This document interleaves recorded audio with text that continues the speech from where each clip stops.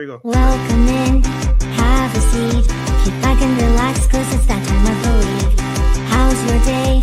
Was it great? Well, it'll get better with Otalku Cafe.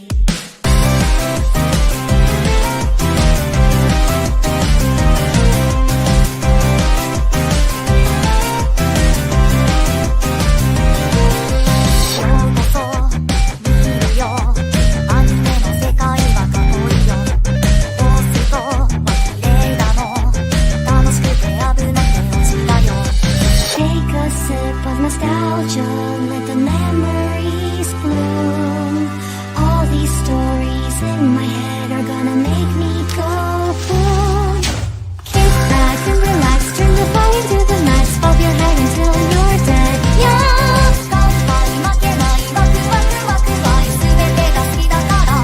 Yeah! Kick back and relax, turn the volume to the max, bob your head until you're dead. Yeah!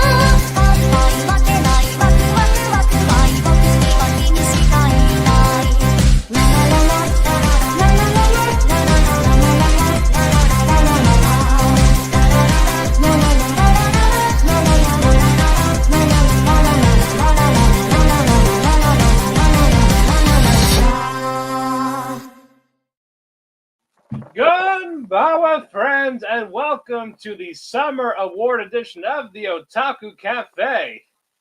We are here live, live in color. It's been a lot. It's been a hell of a season, and we are going to finally wrap it up.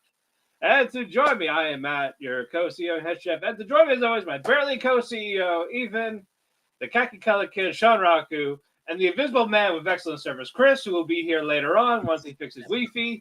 So until then, we'll just do our stuff normally, and when Chris gets here, we'll do a little catch-up with him. And, of course, on our Facebook page, we'll be doing live coverage of our award winners. I'll be typing them as we go along. Guys, thank you for joining me. Thank you for having me after a long, month since I last recorded with you, Sean? Yeah. Yeah, it feels good to be back. Back in the place. I did the math ahead of time while I was waiting in the preamble to this, and I went ahead. It took me because, guys, keep in mind, I went on vacation soon after I did the recording with Sean. I proceeded to be about 2 to 4 weeks back on shows, depending. Using round numbers, we could say that I was approximately 70 episodes behind on roughly 23-ish shows.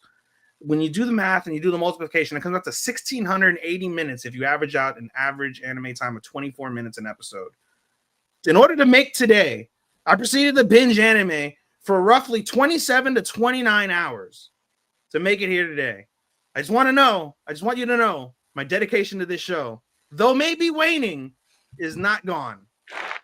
If I only had a cookie to go on. Like, you want a cookie? Hey, give me the world's smallest violin. I will. No. Oh, so what you're saying is I won the award for most valuable Potter. Hey, there you go. Basically, you and Chris always are. You and Chris always are the most valuable partners. Because, and I can't get it by default because I'm here almost every fucking week. Yeah. But guys, for those that are new to this, it's a two-parter. First half is just the awards, and our second half is our top for the season. And I cannot wait. A lot of heavy hitters. Some started strong, some ended weak, some keep their quality. It's been an up and down season because it basically got to play. It could have been anyone's game. It just came down to what we personally liked better at the end of the day. I disagree with you a little bit, Matt. I don't think it was anybody's ball game. At least with the top 2 or 3, I don't think so. I think it was in anyone's ball game for the remainder of our 10 and maybe our honorable mentions. That would be, and I don't want to speak for you both, but at least that's how it was. Maybe for you, but yeah, I was confident in my top 2. One of the shows rose to 3, and then everything else was shuffleboard up until literally last night for me. Yeah, man, you might have to speak for yourself. Like, I got a side bet going for you. Yeah, I knew. You got a side bet? Oh, I can't wait. Basically, me and Chris predicted your 13. Man, I wanted to get in on that, man. What? Okay. I wanted in on that. No. Yeah. I'll message to you on break to see. Okay, Yeah. so are 'Cause- you going off of my positioning or the Well, 13 shows? I'm me gonna and Matt- No, me and that's the Matt ones did. that are in there in general. I already guessed your two. I already guessed your Me top and two. Matt guessed your top 3. Like we did do that last. Like me and Yeah. I him was don't on. think We you're did gonna get guess your 3. top I 3. don't think you're gonna get 3. 3 shot up, and I'm giving you hints by telling you 3 shot up. So We'll see. we're I've we're got gonna. surprises. I've got surprises for your ass. I'm not gonna say it until This is the most. I will say this. This is the most reflective I think I've ever been in the history of me being on the show for 4 years on a 13. I really believe that. This is the most reflective I've been. Reflective. Where I'm putting them, why I put them there. Post-nut clarity. We got Not- post pod clarity. No. I feel you. No, I will say I knew who my top 5 were at least halfway through the season. I knew who was going to be in top 5. I didn't know the order, but I knew who was going to do top. It was clear. Top 5 was clear by like probably like 4 or 5 episodes in. It was like, oh yeah, I already know who making top 5.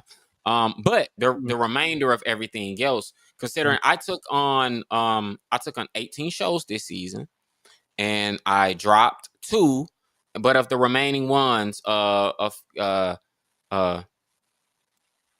remaining just it's a couple of carryovers. Tono Nanaki, Gacho Akada, yeah, those like the main 2 carryovers. Other than that, yeah, man, it was some started, ended. It was some that shocked me that did not make my 13. It was something that I thought for sure before the season premiere they were gonna make it, and they didn't get.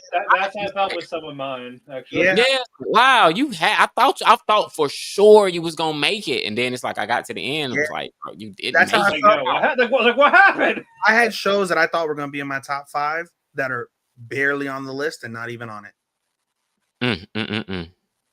All right, but gentlemen, shall we get started? Yeah, let's do it. You guys never answered my question before we get started. Are we doing a What? shot? Sean probably won't. Matt, are you going to do a shot or 2 with me? I'll see. I'll think about it. All right. I'll think about it for part 2. All right. We could do something. That's fine. I opened up before we get started on Saturday. I opened up and I showed you guys this on our chat that we have. Yeah. Brand new bottle of Kaigan. It's a seasonal limited edition Japanese whiskey. Ooh, nice. It's a sherry oak cast. It is one of the best tasting Japanese whiskeys I've had. How much was it? $50 on sale. That's not bad. Oh no, that's not bad. That's pretty much what I'm going for when I do go get some shopping. I think I'm gonna just, if the Hibiki is really like, if the Hibiki ain't got no plane ticket attached to it, I'm definitely getting that, because I was like, there's no way y'all selling this over there for the same price y'all sell it over here. There's no way. Probably not. It's like there's no way y'all making this up the street and y'all selling it, because y'all wouldn't do y'all own people like that. So like, I love Kaigan whiskey. It's my favorite brand, I think. And you guys know I've had a lot of Japanese whiskeys. I think Kaigan is my favorite overall Japanese whiskey brand that's available in America. I've had that $50 bottle tasted better than the cheap $40 bottle.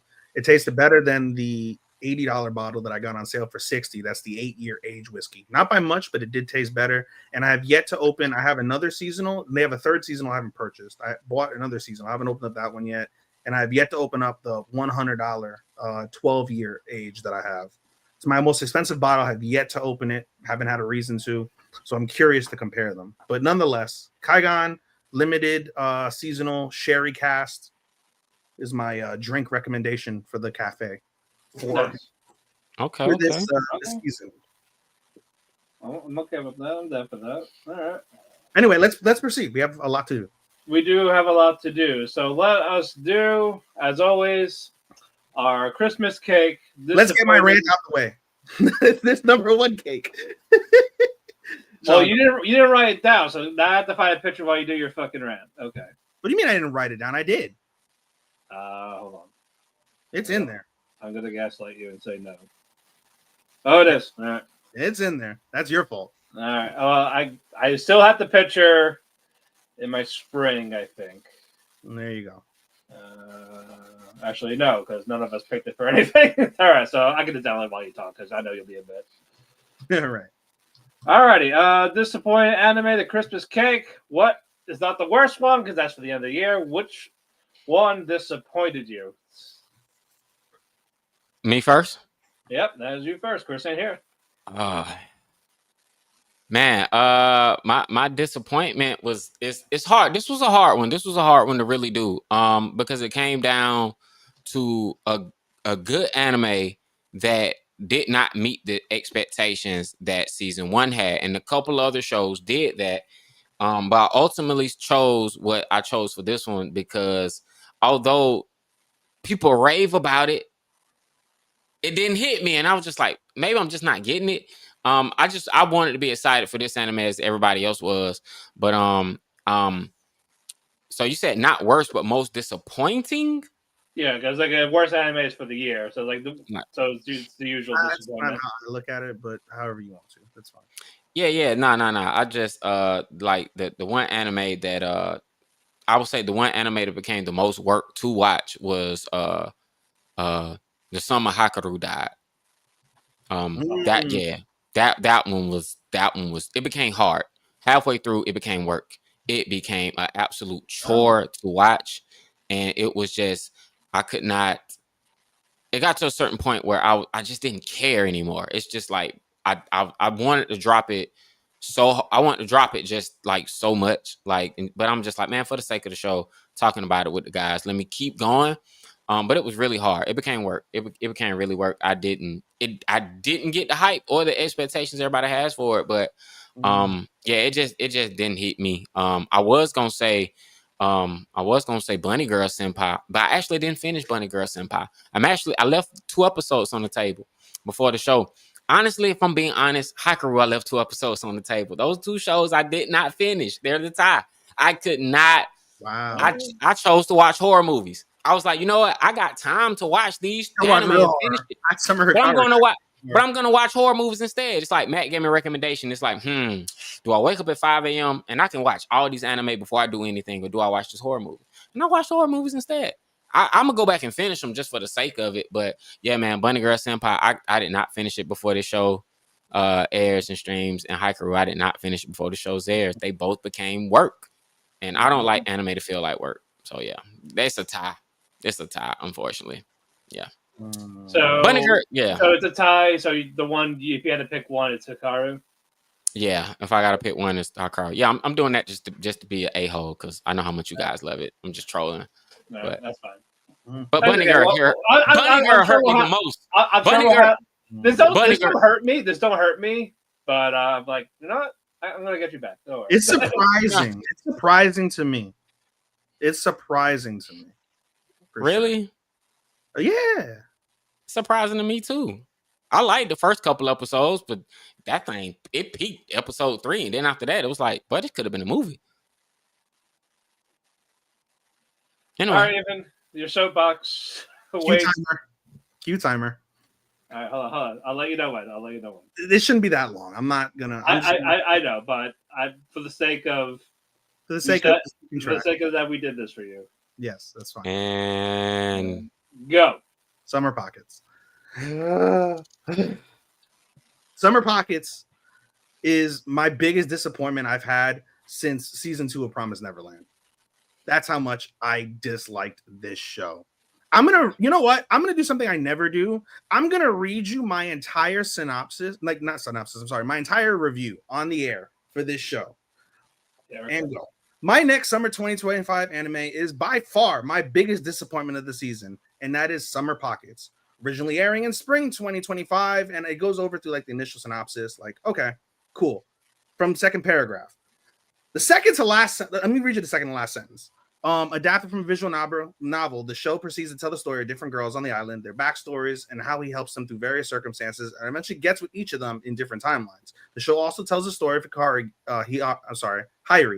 getting over his own insecurities fairly early on in the series. The second to last sentence of that synopsis is the first thing that was wrong with this show. As the show approached the end of its back half, it managed to make the previous stories absolutely pointless and hardly factor into the biggest story the anime wished to tell. None of the previous timelines, with the exception of one, have had any implications to the larger story they wish to tell, which threw off my investment from the jump and infuriated me. In addition, the synopsis tells of the grandmother's passing. One part told through the numerous timeline is Hairi needing to help clean out her shed, which was always shrouded in mystery. Though through the entirety of the 25 episodes, Hyrie did not help clean that shed until the show's finale, and only once in the series did any item in the shed play a factor to the story, therefore making that plot point absolutely completely moot. The show was originally created by the makers of one of the dearest shows I've ever watched, Clannad, who are the same creators as another beloved show in the sad anime department, Canon. While I can see their influence from the modernized look of the character design to the overarching themes of the show, one thing that made those older shows stand out was the mostly linear story presented. Those anime, though needing some thought to process the biggest plot points, gave a mostly linear story. Pockets did not come close to delivering a true linear story until its final story, but by then, all my care for the show went out the window. As for the remainder of the show, the stories, though mostly pointless, have all have strong emotional undertones when looking at them from an individual basis. The character design, as mentioned previously, modernized 2025 with the same art style was nice, and the animation and musical composition were the best parts of the show, bright and exuberant with matching musical notes to accompany each of the baseline feelings the scenes wanted the viewer to watch. But the disaster of a plot superseded any positives for me. I rarely give shows below an average 3-star rating, but this show takes that mantle as one of the worst I've seen in a long while, coming in at a higher 2 stars. I am in a minority by looking at the overall ratings the anime community is given, and that is fine, as what I expected to be tremendous, with the bar being Clannad, ended up being hair-pulling aggravating. I would not recommend. 3 minutes, 18 seconds. Yeah. Not bad. That actually was. Hey man, if that's gonna be your ranks all night, yeah, bro, I'm with it. 6 out of 5. Anime of the year. Don't care. 8 stars. 8. F all of them. Okay, Meltzer, go jump off a cliff now. I will. I'll take over the hosting duties. All right, so a show's not going to happen. Oh, don't do that. Y'all get the gist of why I was fucking disappointed. Yeah. But it's still funny to see your hatred of it. That's why we keep trolling say it's actually good. Fucking good. These nuts are good. All right. For me, mine is Kaiju 8. I originally had a couple of cuckoos after my loving rant. I still need to post that rant somewhere. 6 minutes and 50 seconds of glory from Matt. Yep. So no, all right. I need to actually be fair, because it's fucking cuckoos. I didn't have high expectations to begin with. What I did have was Kaiju, and it started hot with Kaiju 9. I get Shina Mito's dad, and after that, it turned into a glorified anime training arc, and some of the armor is cool, some of the designs of the Kaiju are cool, but and then it's just I wasn't hyped for anything. The only cool new character was from the Division 1. OP sucked. ED sucked. You're crazy. No, I did not. I liked none of them. Oh my god, they were bad. You are the OP and ED is crazy work. Yeah, no. For Kaiju. Yeah, no. Y'all eat. Nah.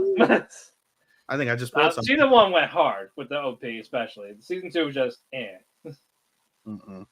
So I like nothing about it. So I'll still watch season 3, but this with muted expectation. Yeah, that, and it gave me the Dan season 1 cliffhanger of cutting it off midway through the arc. Yeah, that's one of my points. I'm like, oh, okay, sure. I'll go fuck myself for a year and a half.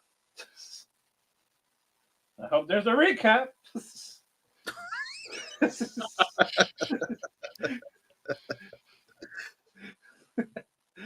All right, moving on. Let's get a coffee for most surprised in an anime.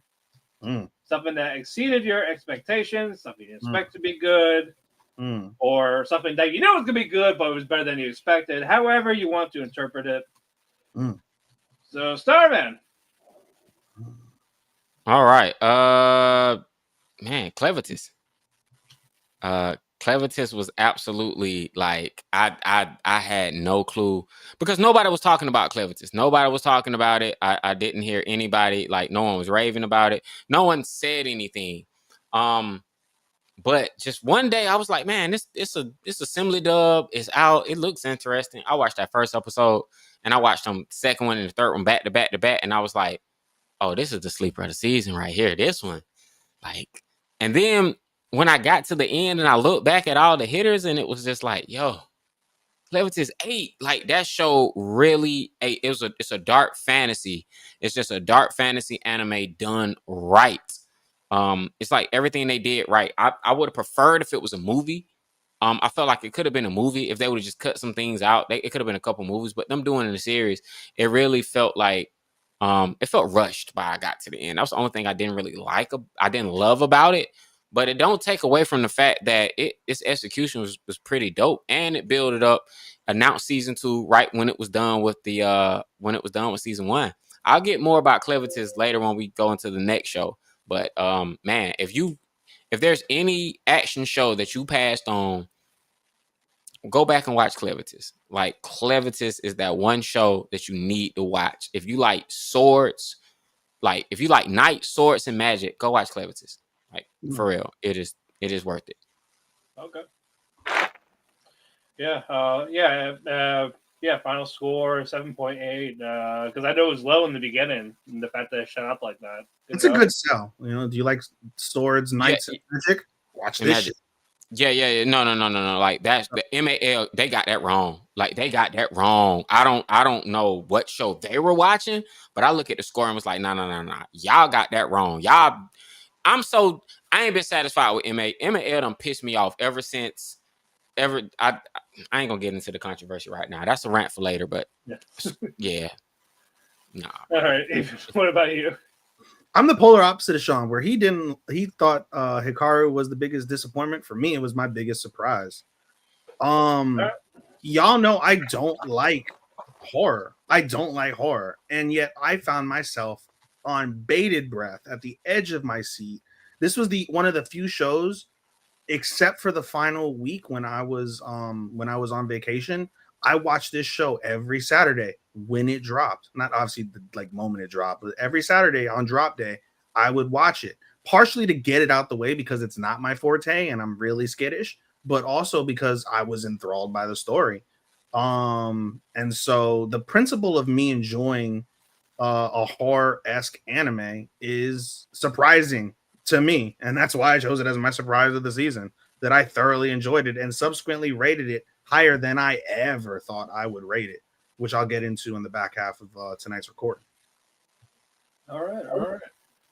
Well, just know I'm proud of you. That you stuck with it. All right, what are you, Aubrey Ed? A horse? Yes. Cinderella Grey over here? Yeah. That aired a couple of days ago. Yeah, new Uma Musume. Mine is Taco P's Original Sin.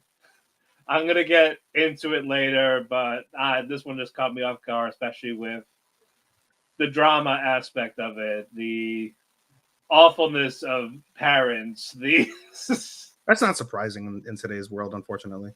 No, but the fact that they didn't pull punches. Sure. Because a lot of these like to tiptoe. Nope. This didn't. Oh, so that's why I'm surprised for that. Legs were spread. Loops ready up. So I'm like, all right. I originally did this as legs spread, but I was just like, oh, here's open window, open door. Like a feather.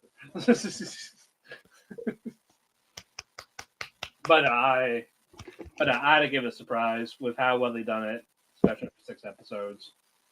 And yeah, we'll get to that, I'm sure, during this or part 2. Oh, for sure. For sure. Okay, let's get to some music. Let's get a beer in. Get the body moving. Best opening theme. All right. Best opening theme for me was Creepy Nuts Mirage, which was the opening theme for Call of the Night Season 2. I really enjoyed the whole Latin just theme that they had. I was like, oh, this thing is a whole little Latin vibe. Like when you go to Japan and you hear that at the Latin club, record it for us. You'll hear Bro, it. I'm going crazy because the Bad Bunny ad libs on the song that hey, like that just set the whole song off for me. It's just like, oh no, these dudes up here doing Bad Bunny ad libs. Y'all didn't think I caught it, but I caught it. And it's just like the OP with the music. They're even like doing the little dances and stuff like that, the dress, but then it's like it gives a nice atmospheric resonance to what you're gonna anticipate in the series. So the opening theme, because Call It a Night season 1 OP is still my favorite Creepy Nut song, and people like that don't really come up enough. It's like, no, man. Falling is still my favorite Creepy Nut song. Like that one eats. But It's mine too. Again, they strike with another one. I mean, like the dun dun dun. That's cool. But that's not one of my favorites. It's cool. It's dope. But that's just not one of my favorites. But it's fun to do this. I think them doing this on Mashal is what made the put it like this. The OP, the animation made the song. The song made the animation. Yeah. And when it came to Call It Night, the song gave it the vibe. It wasn't the other way around. Like Dan to Dan, it's a good mix of two. The song gave the animation a vibe. You know what I'm saying? But got a shout out to Creepy Nuts, man. They're killing it. Creepy Nuts is on the like level of what's her face who did the Demon Slayer songs, Lisa.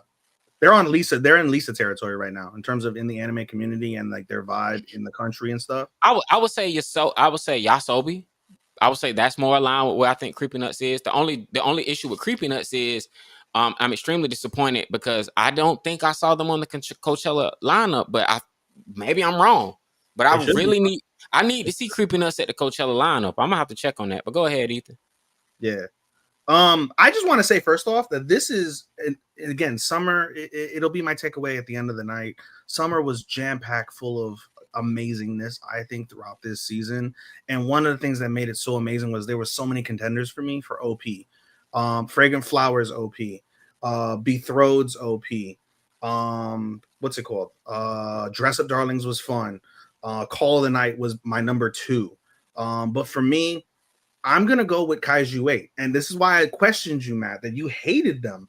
And so that I guess that goes down to musical taste, because for me, as you know, I love the ballads.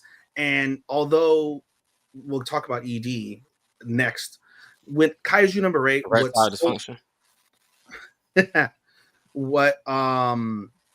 it called? What really sets off Kaiju for me is the animation. Where Sean mentioned the animation doesn't make the song made the animation. It definitely is the opposite with Kaiju. The animation helps enhance the song. There is no greater animated OP, in my opinion, bar none, this season than Kaiju 8's. It was a marvel to watch that OP, and then the song was equally as great. I think I chose this more for the animation than I did the song, but I think the combination of the two really, really, really sold me, and it was a vibe. It is, again, that one, Hikaru, and the song Sean just mentioned from Creepy Nuts are the 3, and Betrothed, 4. 4 OPs, which I normally like to skip OPs. Those 4 OPs I listened to repeatedly throughout their 12 and 13 and 11 episodes, respectively. So for me, Kaiju, but that's not a strong like winner, because I think I had 4 strong contenders this season, which is rare for me. Oh, sure. The visuals for it were nice. I just did not care for the song aspect of it. I like the song and the visuals set it apart. I don't know. The visual looked like a screensaver. I felt like it was cool, but I mean, I felt like they on brand with what they were doing, you know, giving us the CG, you know, kaleidoscope green. But I don't know, bro. You can have that yourself. I'm like, bro, y'all ain't touching y'all season 1 thing. Oh, also, Creepy Nuts is performing the first Friday of Coachella 2026. Creepy Nuts is performing. I will be tuned in. I will be locked in, tuned in. I had to go and check that. Shout out, you know. All right, yeah, I just had to throw that. Mine is Mirage. I loved it. Fantastic song. With twinsies? Yeah, with twinsies for this one. Twinsies like the barn in the background. Hey, yes. Yeah, no, it's a great song. I like I just said like the Latin vibes of it. There's excellent covers too. There's one that sounded like the English cover, really good. It's just an awesome song. And yeah, bro, you can literally dance to that. You could put that on that. You could put that on like. Oh yeah, 100%. And like, yeah, bro, I go out salsa dance on the weekend. Somebody could like play that song and they'd be like, wait a minute, that's like all the American people, like English American people, be like, oh man, I like this song. Then everybody speak Spanish, be like, hold on, bro, that's Japanese. That ain't Spanish. What is he saying? You know, Yeah, but that's what's up, man. yeah. Special shout out. Another one I forgot to mention was Detectives These Days Are Crazy. That was my number 5. That was a OP animation as well as a song was very, very, very fun. You know what it reminded me a little bit of? Like Zom 100 in terms of that type of vibe of fun. So that's another one. 5. I have 5 contenders. One, Okay. I had a couple that were close, like Fragrance, Silent Witch. Silent Witch was fun.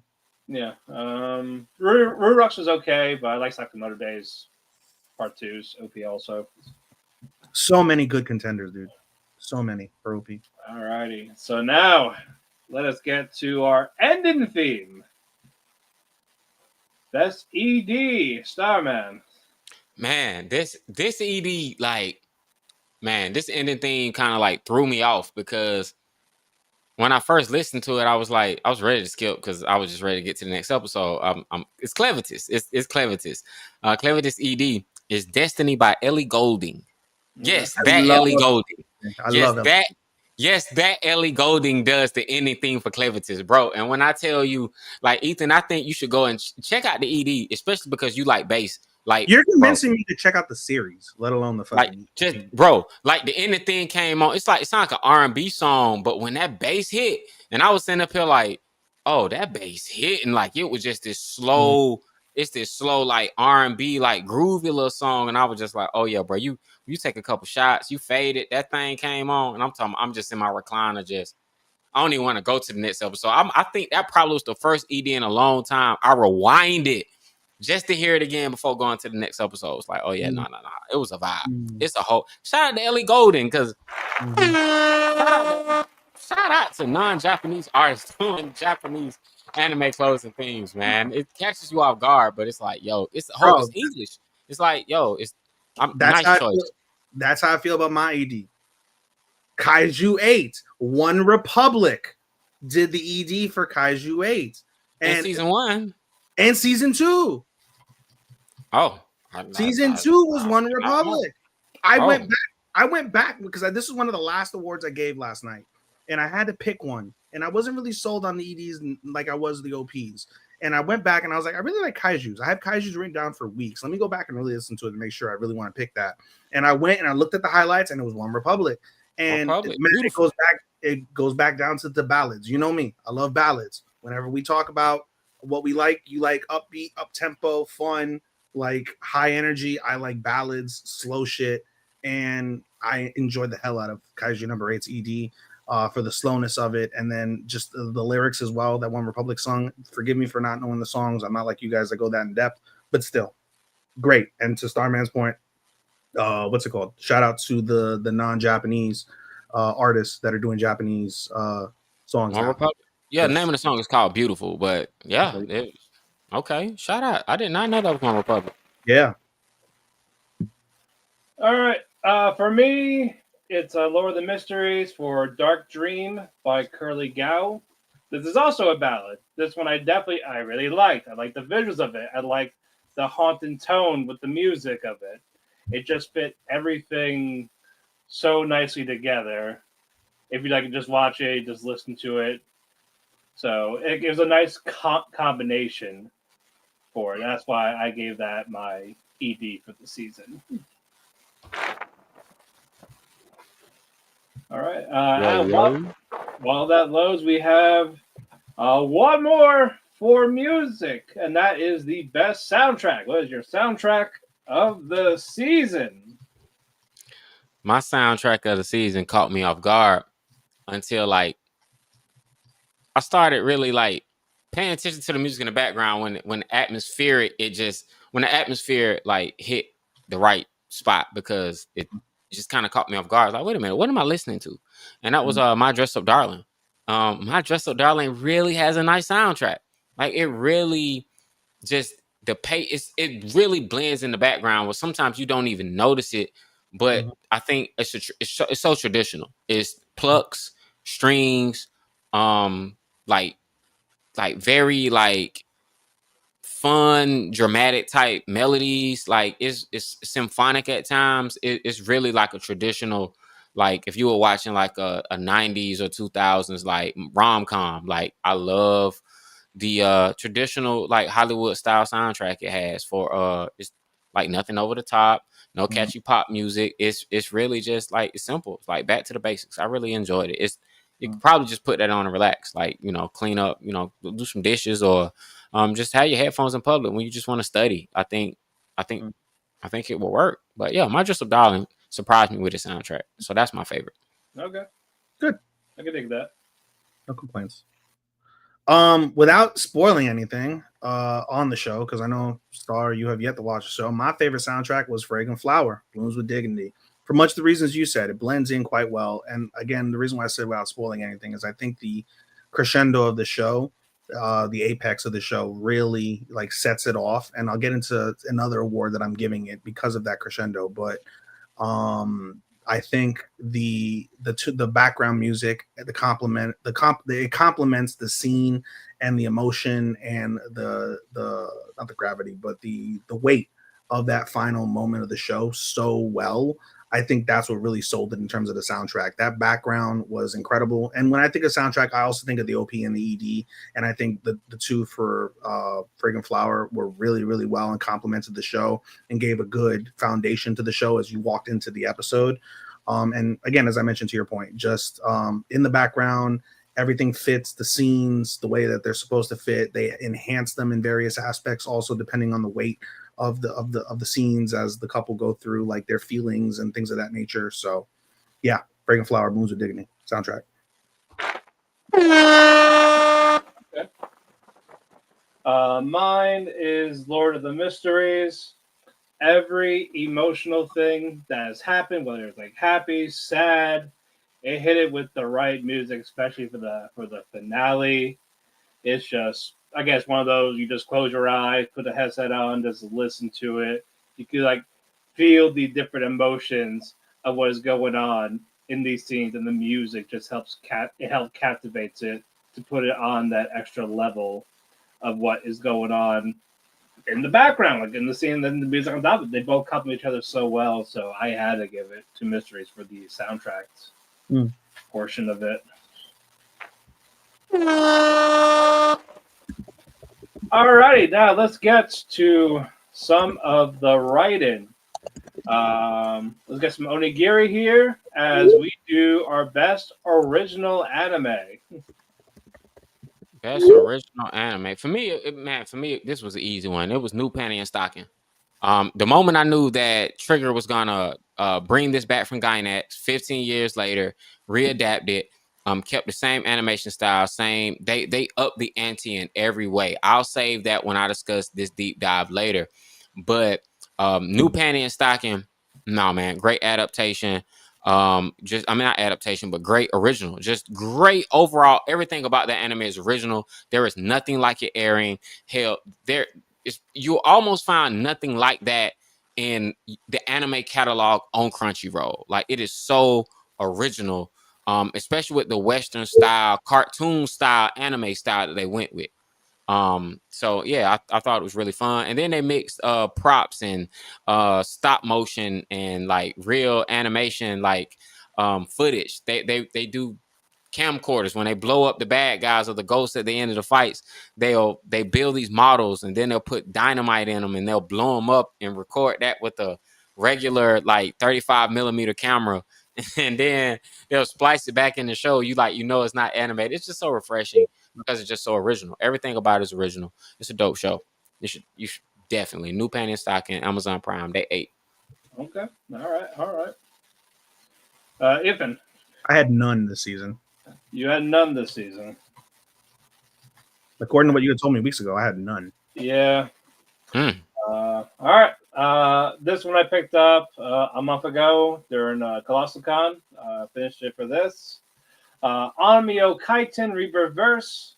It's an original anime. It's like ReZero with the going back after you die type of thing, but it's more with the sci-fi approach of it on top of it.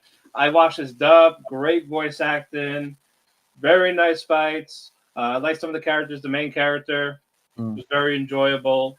It got the nice little twists with the antagonists, and then that nice final fight on top of it. And then after that, it did kind of turn me off a little bit. But with this, though, I still very much enjoyed it. I do have more original for fall, so I have a question actually. In hindsight, yeah. can I count Bond? What? Can I count Bond? That's a movie. Fuck. Never mind. Yeah. So you can What do put you it, mean? It's not a movie. It's a short movie is a movie. Even. All right, never mind. Is that a short movie? Is a movie. Yep. So you can put it for your movie list for the year. Yay. Yeah. We all know the movie list is going to be encompassed by Demon Slayer #1 and everything else below. No. No. Mine is. I have mine. I That's can't. you. What anime movies have we watched this year? I got Colors Within at the beginning of the year. I didn't see the Mika movie yet. I do have Bond. I got Demon Slayer. I might watch 100 Meters. Are those coming to theaters though? Yes. When is But 100 here's like this that 100 limit. Meters next week. I'm gonna be honest with y'all. The limited release of these movies, like not getting like the only reason that none of the Dragon Ball movies did Demon Slayer numbers is because they didn't get a Demon Slayer wide release. We got to call it spade a spade. These limited releases, like the Spy Family movie, didn't get a wide release. Even the Kobayashi Dragon Maid, they're talking about, yeah, man, we're gonna show that in theaters one day, like one day, and y'all only doing it in like AMC theaters. Y'all not even doing that in smaller markets. So, yeah, man, I'm saying all that to say, a movie will come out in 2024. We won't get it over here to 2025, and yet we're gonna count it on our 2025 list when it didn't even come out that year because that's when we had access to it. No, you're right. Yeah, I feel like that's a little gray area. Yeah. Oh shit, you're right. And your 100 meters is only for 3 days. Yeah, that is and then it'll be a 2024 movie that comes over here. It's like, yeah, it's kind of crazy, but Tuesday the 14th at 7:00. Yeah, I gotta find a good day to go if I can. Yeah, Spy Family. I'm not gonna even be here when Spy Family comes out, so it's all good. I'll catch it on Crunchyroll. It's almost 2 hours. Not Spy Family, but Dragon Maid. Oh yeah, it comes out a couple weeks here. October 12th. The 20th. The 20th. We got that. We got Chainsaw Man at the end of the month. I think we got Scarlet. Definitely going to see that when I get back. Yeah. We got the Scarlet anime movie in December. Not in theaters? That's what you should do, Sean. Take advantage of some of the shit that you won't see or get here. Go to the movies in Japan. Bro, they don't show subtitles in the theater in Japan. I'm gonna just let you know that. Yeah. You got the earphones. You gonna listen to Dub with the earphones. I'm not doing that. I will watch it here. Like, bro, I will not do that. What I really wanted to do over there was catch one of them 2.5D shows. And it's like all the good ones air before I get there or after I leave. And it's like, bro, why y'all doing this to me? Like, I'm so hurt. I still want to catch a 2.5D show. But anyway, next category. Crazy word. All right, let's get some miso soup for best anime adaptation. Something that was anime adapted from a manga, light novel, video game, adaptation anywhere. So, Starman. Ethan, you go. He's in the bathroom. Oh, but damn. Do we have the same? This is adaptation, right? Yeah. Do we have the same one? Can we just say it on 3 if we do? We did and last season. I can't do it again? No. How can I not do it again? It's a 2-parter. Like, nothing beat it. Like, bro, nothing beat it. Literally, no one adapted anything better than this. It's a 1 per season for a 2-part. I mean, be that as it may, it's. I mean, you're right. We already picked it. I picked Taco P. Taco P. That's the only other thing I can pick. I didn't even read Taco P, but I'm gonna just give it to Taco P. Taco P, you got it. You won. You there we go. We did it. You adapted. Nobody complained. That's how I know it was good because even though I didn't read it, like Taco P got adapted. They did everything right for the 6 episodes. No one complained. Everyone's complaining about Kaiju number 8 because they were like, bro, y'all deviated too much from the manga style, and I was like, yeah, they did do that. That's kind of wild, but. Yeah, Taco P. I wonder if he has the same one. Yeah. we'll see with that. Now, still no Chris. I believe he's dead. I hope he comes back. Like, man, come on, man. It's okay. I can just fill in his answers on my phone while he talks. I mean, that would be pretty interesting to do. Yeah, because I already had the pictures on my phone too, so I can just while he's talking, I can do the Facebook page on the phone and just edit the post and put his name in there and all that shit. So that'll be my plan whenever that happens. Or if he misses all the awards, then that's his fault.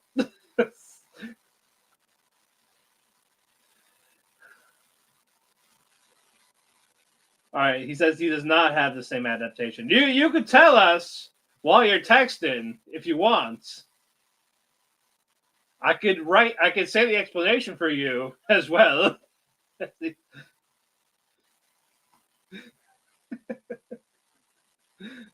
He's actually going to give me the answer. I said give him a couple of minutes. Okay. We'll give him a couple of minutes, folks. Okay. So did you watch a horror today or not yet? I can real briefly the horrors that I have went through on my list. Right. No, I didn't watch one today yet. Not yet. But so far, Hell House was day 1. It Feeds was day 2. It Feeds was pretty interesting. The Presence really blew me away. It exceeded all my expectations. That was a good one. The Presence was good. It was because it's told from the perspective of the ghost. So the ghost it's like Paranormal Activity, except it's the ghost. You see the ghost trying to do what it does, whether it's trying to warn the family. It's not a ghost trying to be malevolent. It's a ghost being like, "Hey man, I'm here because of some crazy stuff is going down, and I need to help y'all." And So he's the ghost. Yeah, the ghost is on some Casper stuff, but that's what kind of makes it crazy. So that was a good one, though. I really enjoyed it. Then last night I watched Cuckoo. All right, very good. So It Feeds, Audition. Oh yeah, and day 3 I watched Presence. So Saturday I watched Presence, and that was good. So I'm at 5 already. And it's so I got my 5. It's today's day 6. I'm supposed to watch the Last Cabin. Is supposed to be. So I don't know what time we wrap. Maybe I can wake up early tomorrow in the morning and throw one on. But I did put on my tomorrows today because I was off. So all right, I might be busy, so I'll put on the extra one. So I did my final prayer. Yeah, so that's what I'm thinking of doing, trying to get that done. Like, here's Chris having a mental breakdown behind the scenes. Chris, everything. Okay. What did I miss, and what did you guys pick so I could react accordingly? Okay. We're on best adaptation right now. Let me get yours in while we wait for my best adaptation. That's fucking a no-brainer. That's Kaoru Hana. Fragrant Flower. Okay. Did we lose him again? Fragrant Flower. Don't you fucking get okay. Was fucking up again. Yeah, I loved everything that they did with the show. With why? Okay, just bullshit popping up. I loved everything that they did. They did a great job with characters. I hate what Netflix does, but like fucking so far every fucking streaming service has fucked me over this year. So why not Netflix? What else? The characters were great. They felt like the actual characters from the manga was brought to life into the series. So I'm happy for it. That is my adaptation. All right, very good. All right, so now we're gonna roll back for you. Cool, awesome. A disappointing anime. Oh, I had Kaiju 8. Starman had Hikaru died, and of course Ethan has Summer Pockets, the best romance anime of all time. Yes. So what is your disappointment? Oh man, I'm gonna get shot for this one, but Penny and Sucking You was extremely fucking disappointed for the amount of time that we had to wait for this. We only yes, it was great to have Penny and Stocking back, but 4 episodes of plot with 4 episodes spread across 13 episodes of uh filler in between was really disappointing. Or not filler, parodies. Just like straight up parodies of uh media. While some of them were good, like Fast and the Furious, the the the horror movie one where they're going for killing the bitches. Those were like some of them were funny. I just wish we had actual plot and instead of just parodies every other episode. Okay.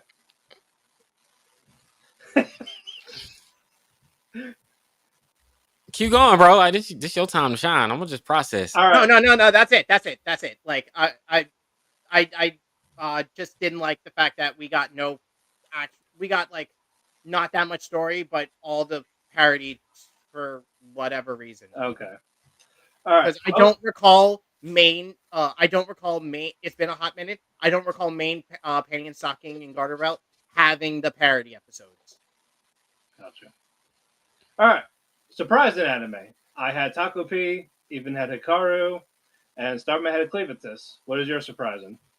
Oh, my surprise is going to be.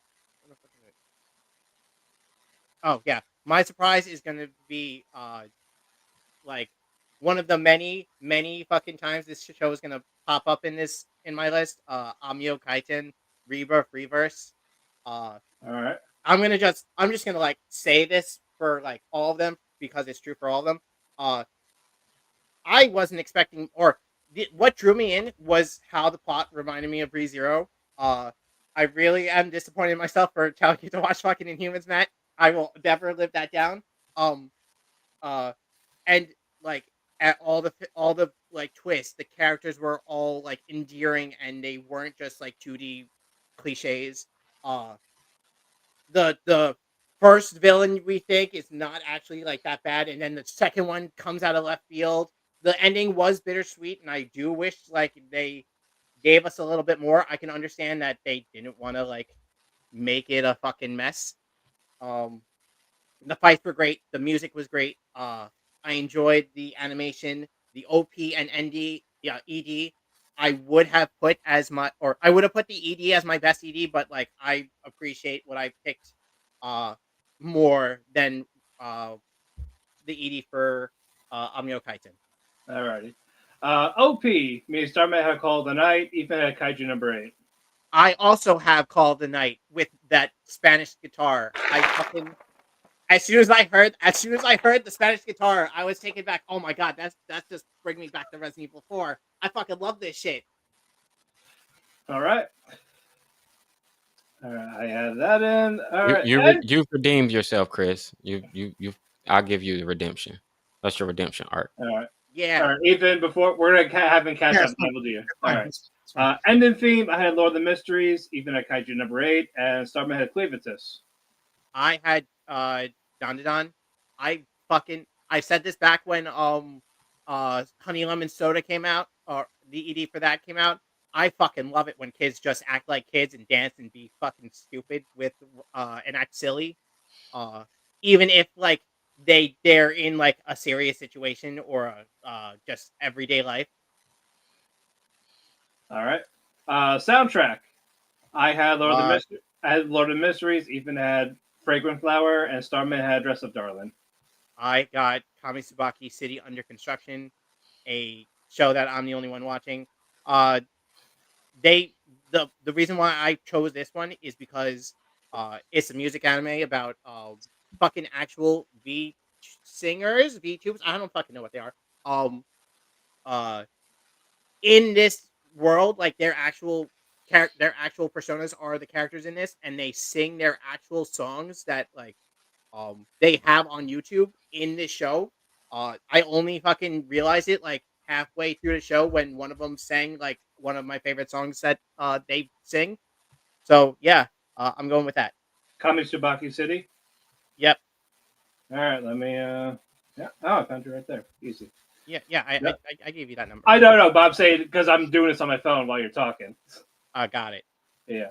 All right. Best original had Omnio Kaiten, and Starman had Penny Stocking. I also have Amio Kaiten. All right, that makes it easy. Yep. All right, you are all caught up. Essentially. Let's go. All right, Ethan, what's your adaptation? I want to apologize to the fans. For those who don't know, I suffer sometimes from diverticulosis, and so this weekend I've had an attack, and it makes my life miserable. Thus, I had to excuse myself to relieve myself. In any case, the easy answer is Takopi. I really want to go with Takopi. However, in preparation for Hikaru, I did a deep dive because Matt, you had mentioned about the homosexual overtures of the show, and so I wanted to investigate. Just wanted to see what the fans were thinking, and this happened about 1 or 2 episodes in, and I periodically went back to X and I reviewed people that talked about the show. Oh yeah, And, I say like I pointed that out to you. yes, and so there was wide applause at the adaptation and how it was done throughout the season. As you guys know, I don't read manga, so I'm gonna go off of X viewership from actual anime fans, and there was a good positive consensus on Summer Hikaru died, so therefore I am going to go with that. Okay. Raising my hand awkwardly. I fucked up. My adaptation wasn't Karuhana. It was actually Takopi. It was Sakupi. It was Takopi. Triplets. Yeah, it was Takopi. Okay. You have failed me. I fucked up. I was like, oh, adaptation. That's right, Karuhana, because I've been watching that recently. And then I looked at my list. It's like, oh no, it's Takopi. God damn it, P. The easy answer is Takopi. The easy answer is Takopi. I just didn't want to answer. Well, as someone who's as the only one who's read Takopi, yes, the easy answer is Takopi.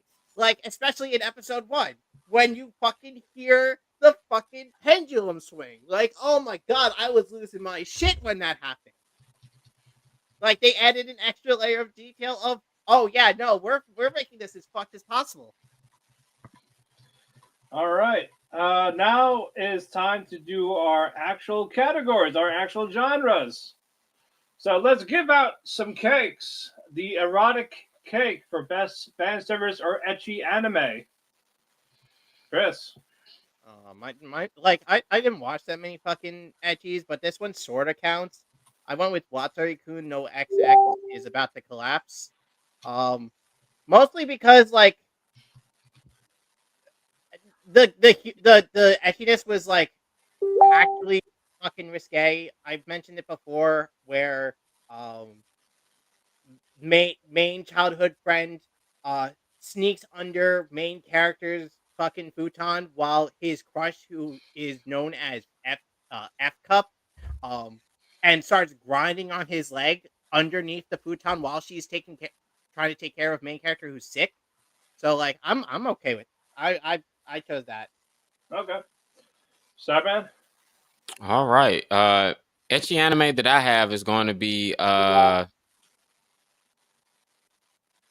Ecchi for me is gonna be Panty and Stocking. It was like there was no other anime that was like ecchi fan service than Panty and Stocking. It was literally there was nudity. Almost every episode had nudity, and whether or not you can really consider that the anime style has no detail because it's straight up cartoon Western style. Hey, no, the best fan service is when they fucking transform.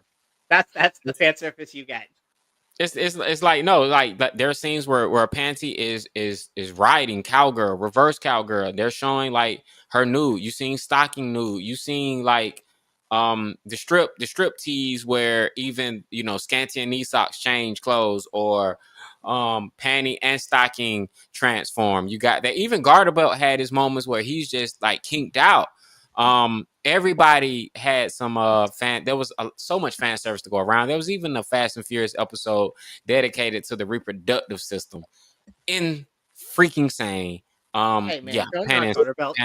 He's the only man balls enough to give God fucking BDSM toys. crazy. But yeah, pan and stocking. All right. Even? Similar to Starman, I didn't watch many etchies this season, but the one that was the etchiest that I did watch was "There's no freaking way I'll be your lover." ... Unless lesbians kissing, lesbians taking baths together, lesbians talking about sexual stuff. It counts. Yeah, I also did not have much, so I just went with, you know what, fuck it. I did Dress Up Darling season 2. Wasn't as actually as season 1, but there were a couple ones, especially with the bunny outfit. I'm like, okay. Fan service. Resist the temptation of the bent over bunny outfit. The Lord's hand was like, no, Bad. not now. So yeah, I gave it to Dress Up Darling. I really had nothing. That's probably going to be in my year, if I'm being honest, out of the summer. But let's see what happens with fall. I have some good ones. Tales of the Wedding Rings. Yeah, the episode 1 was really good. If they fuck, sure. Episode 1 was really good. They actually showed tits, especially. I know it was uncensored. I know. Titties and beer. All right. Sci-fi, the deep fried Twinkie. So there you go. Chris, I'm going with Taco P. Another easy answer. We got aliens. We got fucking time travel shenanigans. We got fucking bullshit. Friendship nooses. Yeah, friendship nooses. The pendulum. Crazy. But yeah, no, Taco P, easy answer. All right, Starman.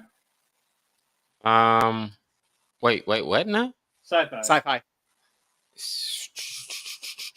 What do I have? Oh yeah, Taco P. Yeah, Taco P. Just a space alien come into town, like really just to like right the wrongs of humanity and make friends. Yeah, man, definitely sci-fi. Are you the same, Ethan, or are you gonna be the other one out? You know, I had Dr. Stone. Of course you did. It's Dr. Stone. However, in thinking about it in these literal minute and a half, Dr. Stone this season didn't focus as much on the technology as it did the overall plot. So I'm changing it to Taco P. Yo! Unanimous. We broke him. The one and only time that this will not win of the season, just because they didn't focus on it. It's not just sci-fi because of the science they do, right? I don't give a fuck. I know. I just want to clear it up. Next season of Dr. Stone, when they go to the fucking moon, that's sci-fi. That's fine. But I'm saying, like, sci-fi it was sci-fi. The reason why it's sci-fi is because it's post-apocalypse. No, bro. We can move on because he literally explained this a few shows ago, a year ago, or 2 years ago, and said, it's fiction, and if they do science, it's Dr. Stone. So that was it's like saying it's a Christian show, it mentions Jesus one time, and that's it. You orb. It counts. Orb. That will be orb. The way you said it was fucking great. Like, it's orb. Right. It's orb, motherfucker. Fucking orb. Like, yes, that's it. Orb. Oh, it's a church. It's orb. It's orb. It's a jackal. It's a jackal. Yeah. They believe in God. I had that argument, Chris, with Rui Rocks. Like, is this science fiction? No, it's earth science. It's not fiction. It's realistic fiction. I don't know, Matt. The way that thick bounces is fiction for me. Aki can make a jiggle. I will not attest to this, but this is not. There's a science to the jiggling. It's about rocks, glorious, shiny, thick rocks. Yeah. And got some other things rocking them too. Look, I'm just saying. This show has devolved now that the four of us are united. Matt, I'm surprised you didn't pick Rory for fucking ecchi. It wasn't enough jiggle, man. You're right. There was more fucking exposition than anything. I needed more Nagi in the outfits. I needed more Amari. Ethan, did you need more Nagi? Do I need what? Nothing. What? I heard that. I thought I heard, do I need more feet? And I'm like, huh? No feet. I like feet. No. I've learned to like feet recently.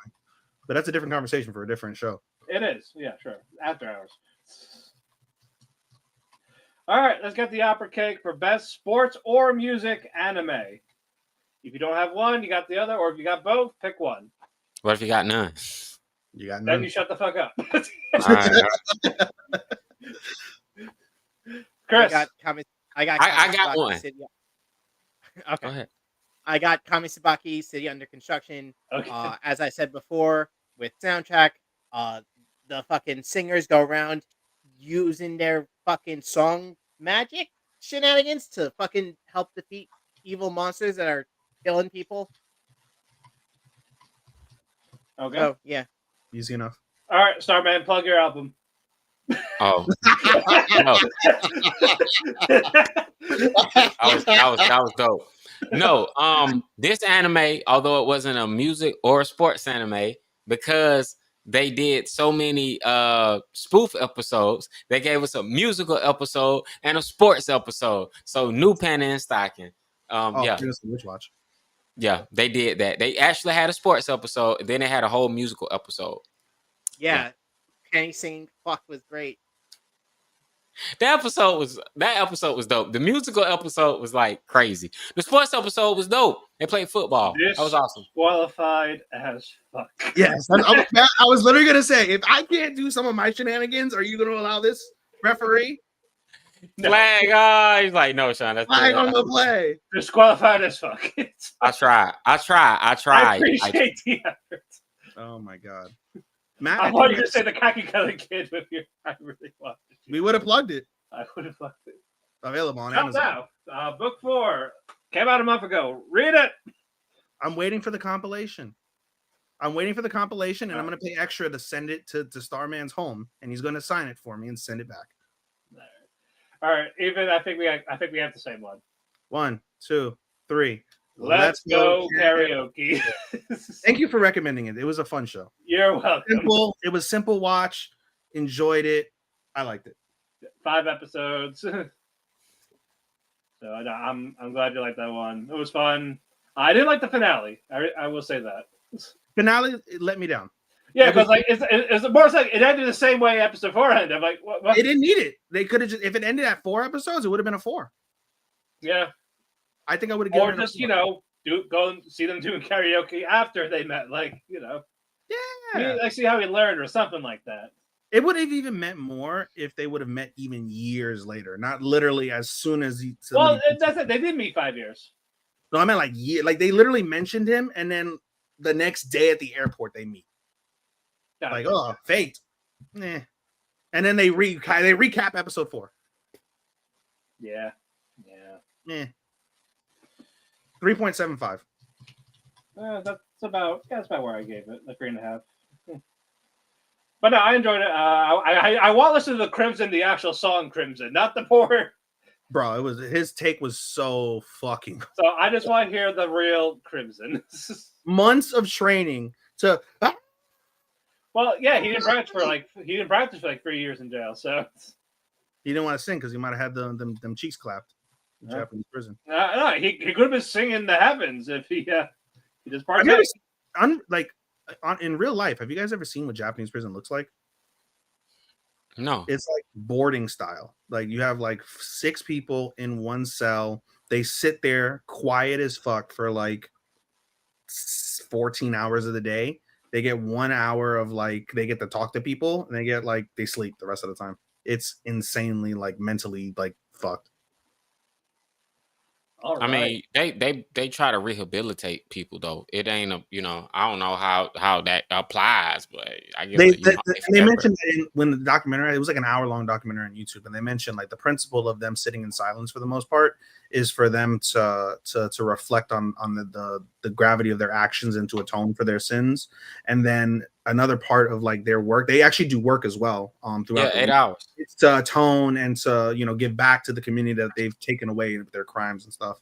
So it's actually relatively interesting from that perspective. All right. Real life Japanese insight. Really? All right, let's get the flan cake for best slice of life. Best slice of life anime. Chris. Karuhana. Which one? Easy Karuhana. Oh, Frankenflower. Okay. Yeah. English motherfucker. I prefer calling it this. Fuck you.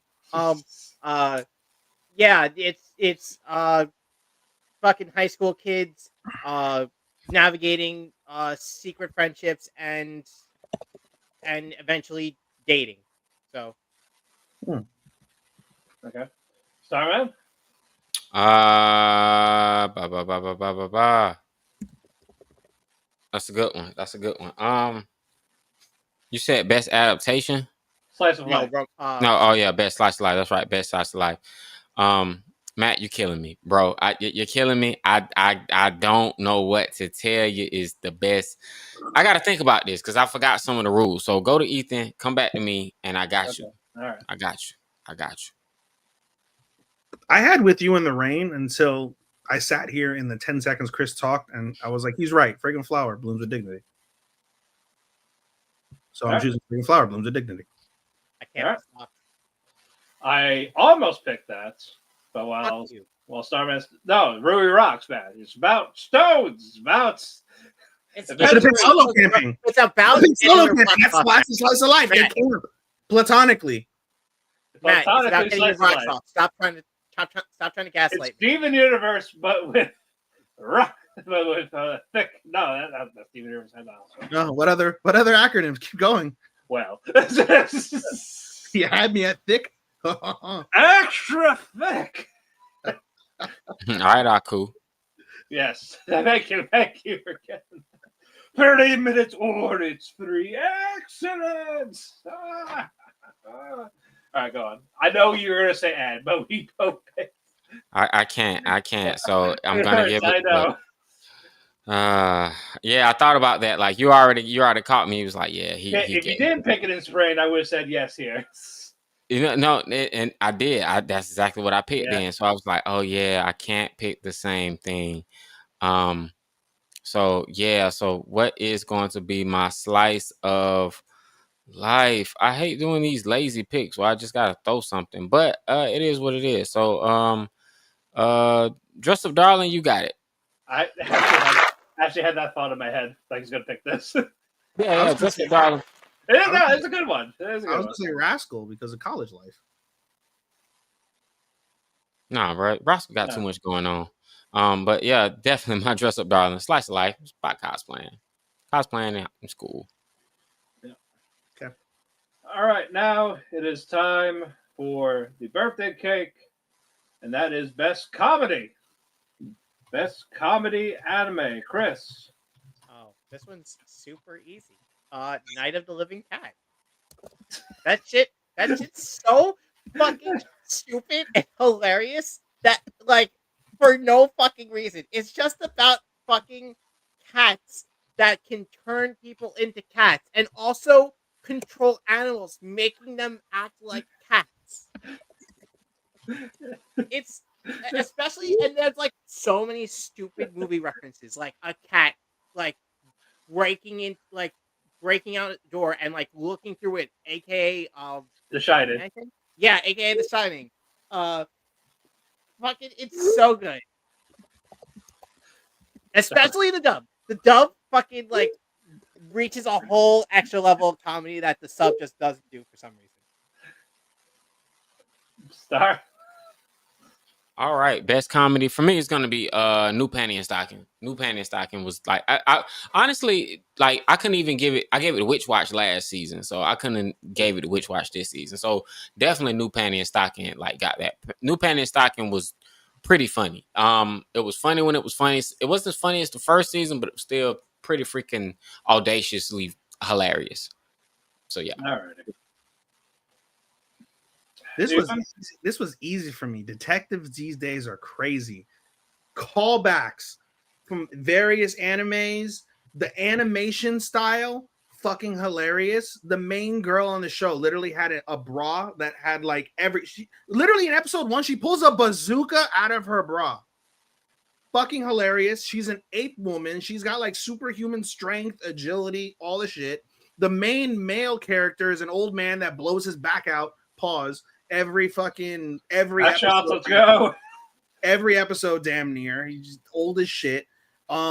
again, just comedy galore. The callbacks especially made it fucking hilarious. Dragon Ball Z, JoJo references, Naruto running, fucking mentions of Jujutsu Kaisen, Demon Slayer at various comedic intervals.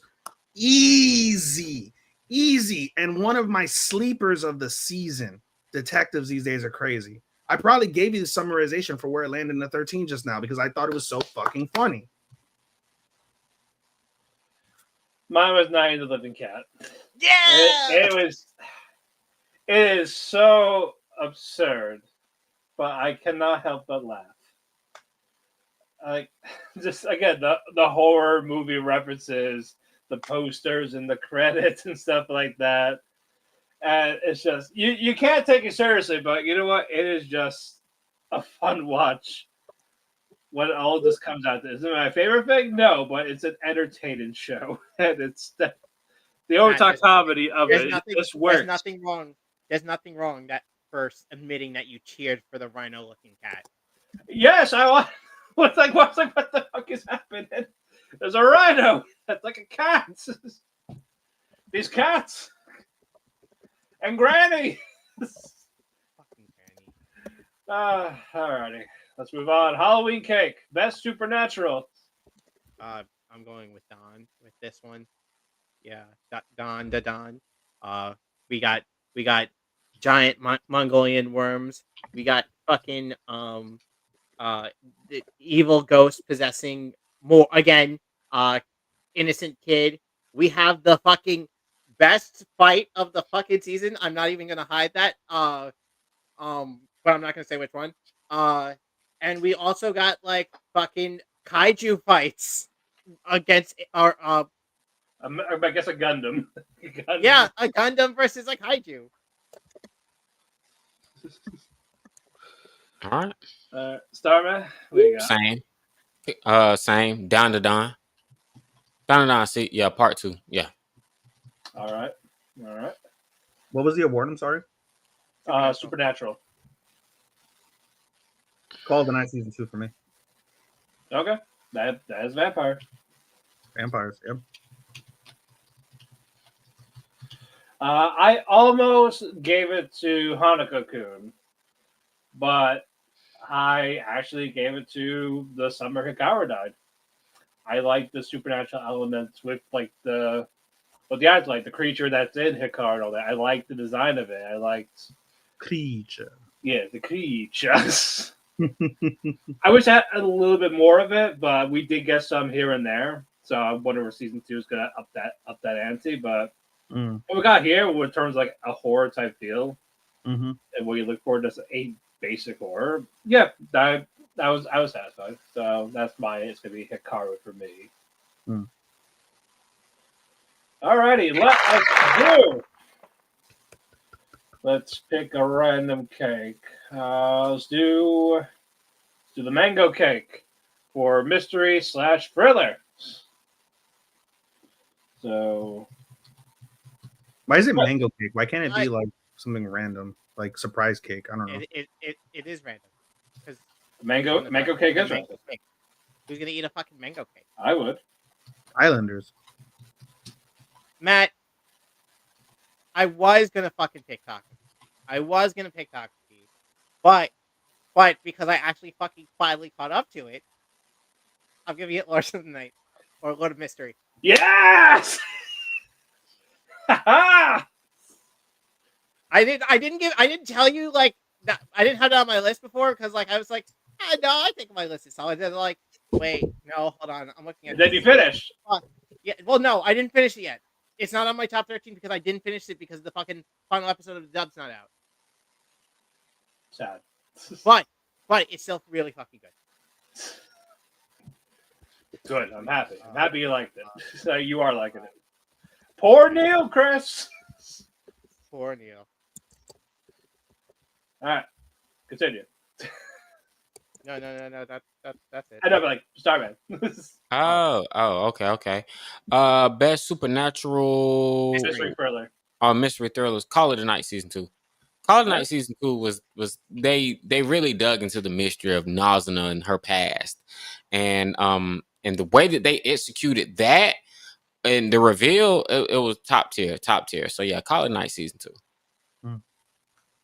Even Summer Hikaru died for the thriller aspect. I was on bated breath throughout the season, waiting for what was next. Again, I'm skittish, and so the fact that I was at the edge of my seat waiting for what insane fucking animated creepiness would come out, I think it earned that award. If not, I would have given it to Taco Beat because easy. But Summer Hikaru died. all right, mine is Lord of the Mysteries. It's in the fucking name. For fuck's sake. No, that's the easy answer. No. It's just I like that it keeps you guessing. Like you think you have it figured out, but you really don't. And I like those twists and turns. It makes you want to think more about it. Hell, Where episode 1, I had no idea what the fuck was going on. yeah, that was you in the beginning. Yeah, yeah, that's right. And then you don't But know that was also everything, because, and you don't know everything yet, but you're slowly getting the puzzles put together slowly but surely. but that's also because it was just they only have the Chinese dub, and I fucking hate listening to that to the Chinese. Yeah, dub. but now that's in English. You got it right. Yeah. Now I'm getting it. Yeah, there you go. I'm only fucking watching Dragon Raja because I saw fucking season 1, and that was Japanese dub. But fuck season 2. But it's surprising because season 2 is fucking better too. For which one? Dragon Raja. Okay. Yeah, Chris is like I'll never forgive the Chinese. I will never forgive the Chinese. But Taiwan number one. season 2 has more fucking violence. They're more fucking graphic with their gore. The opening's a fucking bop. Not to say that season 1 was bad, but like they're doing a lot better with the animation. They're going fucking crazy with it. All right, that's fine. Okay, now let us go. Let's get that apple cake in for adventure. Best adventure anime. Oh, Easy Yaiba Samurai Legend. I mentioned this. I think I had this as my fucking sports because it was more sports related. You gave it action last season. Yeah, I did. Okay, I did give it action. This time they're more like focused on going around Japan to find these orbs to power Yaiba's fucking sword in order to be able to beat fucking Onimaru. And then that just opens a whole fucking can of worms where this fucking space princess from Naruto comes down with bunny ears and says, "Hey, I'm gonna fuck your shit up because Kaguya's name brand." Okay. Starman. All right, I got Dr. Stone, man. Yeah, Dr. Stone Science Future. Like that adventure, they went from California all the way around the Drake Passage. Like they went all the way down to the Panama Canal, found some road, went straight into the jungle, the heart of the Amazon. Meanwhile, Stanley is on them, belt the ass. He's on a belt to ass. Stanley is coming. Went through the Drake's Passage all the way around, comes back up to the Amazon just to get that ass. Like it was an adventure because time was on the clock. The clock was ticking. The stakes were high, and just they built motorcycles. They built like lifts. They built whatever they had to do to get where they were going. Like it was nothing. They were just running through it. It didn't even make no sense. They made a submarine. They made a decoy. Like it was just a full on science adventure. Loved every second of it. All right. Ethan. Sean took all my thunder with Dr. Stone. So Dr. Stone. No, all right. He took all my thunder. Everything I was gonna say, he said it. So yeah, Yeah, I man. That's how I Very do. good. I did Rui Rocks, adventuring, excavating. They go to various sites around the city to go for these rocks. And it's an adventure every time. And I'm not gonna say more for it because otherwise I ain't good. Rui Rocks. We're done. Hey. All right. Time for the mooncake. Best fantasy anime. Oh, this is another one of those that I'm the only one who watched. New Saga. It's a fuck. What are the series called where a guy dies in future, then goes back to his past self? It's one of those. He goes to try and change it so he doesn't lose all his friends. And I kill think the it's demon. Huh? I think it's just a Doctor regular. Release. Whatever. He goes back to the past. Gathers like his friends to like fight to get them strong enough to beat the demon lord and to change events so he doesn't lose all of them. He meets up with both chicks he sleeps with in the future, and he's like, "Okay, you two are coming with me." So yeah, it's a fun fantasy. Okay. Starman. All right. Let's see. I got Dr. Stone for the last one, and you said This is headed fantasy. It's fantasy. Seventh Prince, man. It's Seventh Prince. How did I? Yeah, I became the Seventh Prince so I could, focus on my healing. Focus on my magic ability. Whatever. Seventh Prince was that's the best fantasy. Best fantasy. It was just, I don't know, man. He has magic. He's OP'd, and it's action, it's magic, it's gods, it's demons. It's a great show, man. Great, fantastic anime. Yeah. All right. Even, do you have the same as me? 1, 2, 3. Silent Secret Witch. as the witch. Yep. Same ones. Want to describe it? Yeah, go ahead. All right. No, Silent Witch. The magic is incredible. That what's her face is able to do. I'm forgetting her name now. Damn it, Monica. Monica's magic is absolutely incredible, incredibly animated, incredibly complicated in terms of the mathematical equations to come up with these unheard of, untouched spells. And the magic throughout the show is really quite splendidly done as well. Yeah, I mean, they go to magical school and have adventures there too. So I don't know. I'm not probably encapsulating this the best. I'm kind of thinking of how I'm going to say it when I get to it in my 13. But No, I enjoyed it. Enjoyed the aspect of it. I'm glad it wasn't like another isekai type of show. yeah, It was a straight up fantasy. Like the concept of the spells they did there, the magic school. Mhm.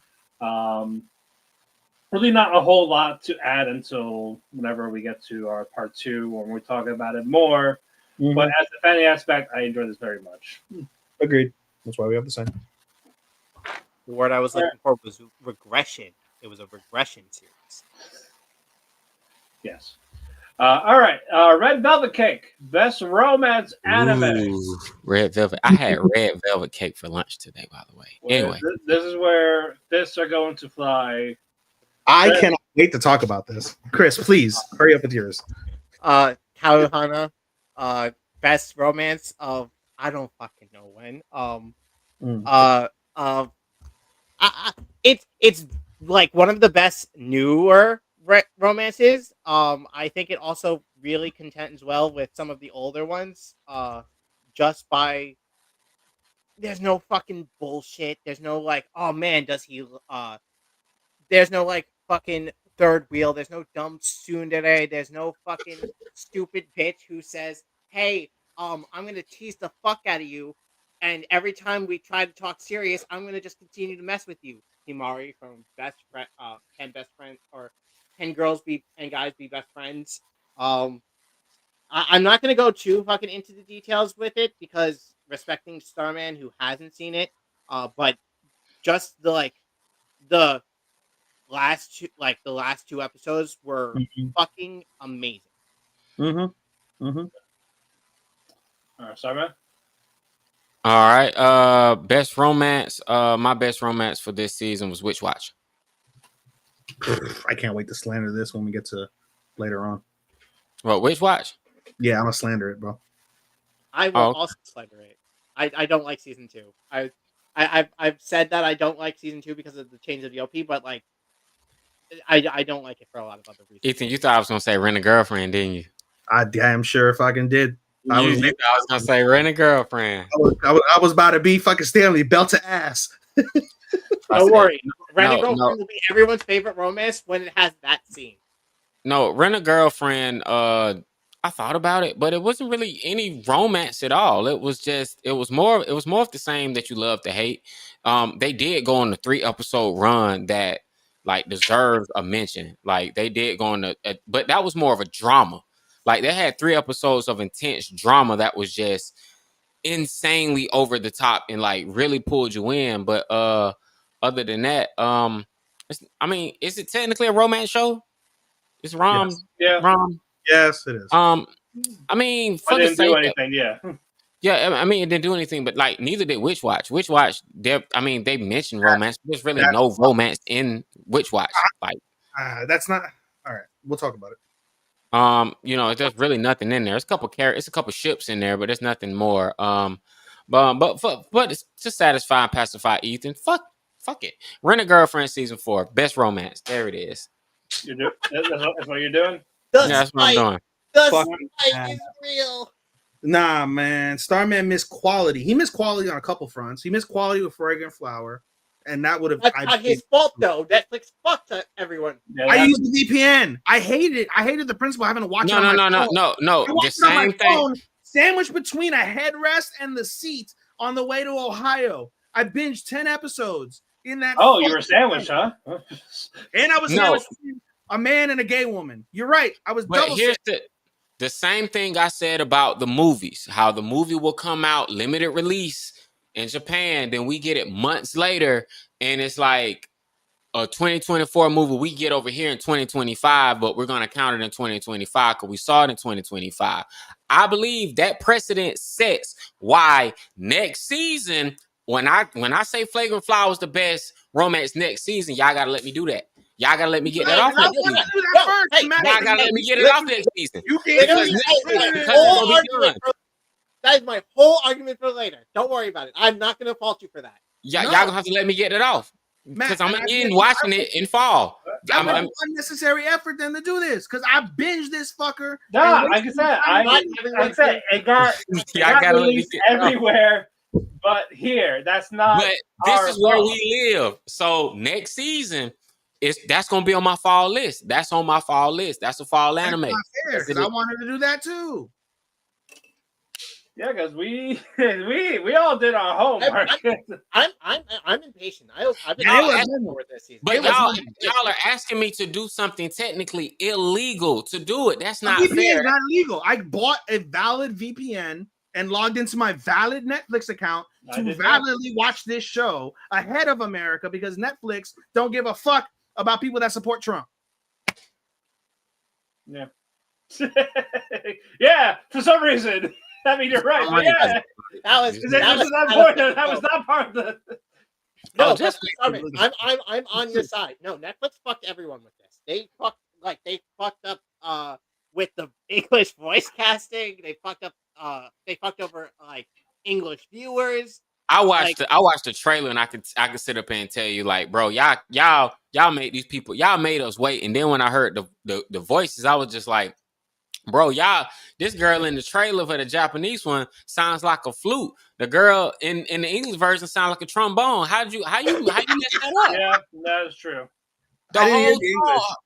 Her whole vocal tone is like 2 octaves lower. Like, bro, this girl sound like Barry White. Like, how y'all not like for real? Never gonna give you. No, cause shout out to the actress. Like, I'm never gonna slander English VAs for just doing the job they were hired to do. But this all falls on, bro. You got to be I watched Anne Shirley. The last episode I watched in Japanese, and I sat up here and was just like, everybody tone match. No, it really sounds like when you go back to English, it's like the lead voice actress in the English version, she killed it. She put the Japanese voice actress to rest. But the Japanese voice actress Anne sounds so much cuter. She sounds cute because it's a higher pitched voice. But it sounds theatrical in the English version where it's like, oh no, you killed this. This sounds like I'm watching a play. She really carries the English voice actress for Anne Shirley carries the whole show. But as far as Fake Fire, I saw both of the trailers and it's like, dang, the voice it's just something. When I hear it, I was like, yeah, I'm gonna probably just watch this in Japanese. I don't even know why y'all made me wait. I can't. When are you and me going to Green Gables, Sean? Do it now? When are you and me going to Green Gables? Man, Prince Edward Island in Canada. That'll be a hell of a trip. They're gonna have to be in spring. Let me know. I'll go with you. Be in spring. Well, going back to like Kawako's English voice, I can't fault her because it's her first fucking thing, and whoever casted her as the wrong fucking character because she shouldn't have been a main fucking lead for her first fucking role. Yeah. I haven't seen it, so I can't mark the talent. It's just the vocal tone. Like if one character is like, because I do music and producing, so it's like if one character in Japanese version sounds like I said like a flute, like she has this high pitched airy voice, and then you get the English voice and it's much more fuller and it's at a lower depth as far as her vocal tone is just more richer and heavier. It's like it don't it she don't sound cute. She don't sound cute in the English version. No. You know what I'm saying? Japanese version, she sounds cute. English version, she don't sound cute. She just sound like a regular girl that I'm gonna meet. When you watch the at show, Sean, Starbucks. she's supposed to be because she is cute. Cute. is Yeah, I get that. She's She supposed is to be prim, cute. proper, and very demure. She is very demure. And so it's So it's like she's not supposed to sound like a girl next door. They opted for the girl next door versus like just the cute girl. But I get it. I don't get it. I haven't seen it. I'm just judging off the trailer. So let me shut up. I tell you, if you're talking about the girl next door, there's nothing sexy about her. She is just prim, proper, cute Japanese teenager. Nothing sexy. And that's perfectly fine. Perfectly acceptable. Okay, going back to my selection. Chris, I had told you at the time that I didn't believe Fragrant Flower is a better romance than what I had selected. I'm gonna tell you, I enjoyed Flagrant Flower more than the show that I selected as my romance of the year. However, I feel, and I will get into it more because I gave another award from this show to our main characters. You can kind of guess where I'm going with that. I went with Betrothed to My Sister's Ex. It is Cinderella the anime. You are literally watching a full romantic adaptation of what it would have been like if Cinderella had to go to the prince. Like they get together and then they move in together. And I would imagine it would have been told in a similar fashion. And I enjoyed the depth. And I'm going to go into the depth more when we get to said award. I enjoyed the romance aspect of that slightly more. But I will say I enjoyed Fragrant Flower as an overarching anime more than I did Betrothed to My Sister's Ex. I just think in terms of romance aspect, I think it hit differently. I have several points on Betrothed. I have two issues with that. One, well, they're not issues. 2 points. First point, Fragrant Flower is just Romeo and Juliet. Second point, I do enjoy the romance in Betrothed. It's just that we didn't get enough. We got more of her issues than actual romance between them and dealing with her issues. And I think like I said, I'm going to get, when we get to the award that you guys should know by now, if you're not retarded, you should fucking figure out what I'm talking about. I'm going to get more into the Summer Pockets. Boy. That's mine. What are you talking about? That was mine. Bro, that was I'm waiting. Is your flight now? Please go. But no. I don't got to fly anywhere. I'm right here. Go to your person, Matt. No. Log off and go to your person. No. I'm going to get more into it. I agree with the Romeo and Juliet aspect to a degree. I think it's not as deep of a Romeo and Juliet. I can see the comparison. I get that. I respect it gets there. It gets they didn't get it that far into the fucking like story yet, but it does get there. I was like having this complaint until like fucking 10 chapters ago in the manga, and then shit hits the fan. The fact that it didn't get there precluded me from rating it higher and putting it higher on my list. Yes. Which is why I was the same with Blue Box when it fucking aired, because they only touched the Hina romance. They barely touched anything with Hinatsu. I mean, like, besides what they showed, like, they didn't get into, like, them, like, whatever. I'm not going to spoil it. That's fine. Yeah. It's fine. Anyway, I chose betrothed to my sister's ex. I'm not. This is not one that I want to change. I will get more into why I chose it as a romance when I get to the other award. However, a spoiler alert: on my 13, I have Fragrant Flower above betrothed, and I will explain that when I get to 5. Betrothed. To my number. Betrothed, yeah. No. I will explain why I put Fragrant Flower ahead of betrothed when I get to Fragrant Flower on my list. Gotcha. Yep. Summer Pockets, best romance, 5 out of. Fuck you. You can't get rid of me. Give it to him. No, I have power. So do I, but I'm not going to say it. But no, it's fragrant. It's Fragrant Flower. No, it's. Yeah, I'm glad I watched this when I did because I really had nothing for romance. Really? No. I thought you watched a couple of romances. You had Summer Pockets. You had Dress Up Darling. Dress Up Darling, it was okay. It was with that. I'm gonna get to that. Cold Night was close. That was the closest one I picked. Mm. I'm like at the same time, it doesn't feel right, but this one does. This one does feel right. I'm really upset that Sean didn't see it. I genuinely am a little disheartened that he wasn't able to see this. Bro, I got you next season. Yeah, he's got us next season. Don't worry. Bullshit. It is bullshit. When he watches all of it, we'll have a fucking special where we can just talk about it. We can have a 30-minute little mini episode. Bro, I could binge. Well, I don't know if I could do that. I could binge on the whole flight, but no. You don't got VPN? Bro, if VPN is legitimate, it is not a pirate site. I use the legitimate VPN to watch the legitimate show on the legitimate network. I feel you. I feel you. Legitimate country. All right, moving on. Tea Cake, best action anime.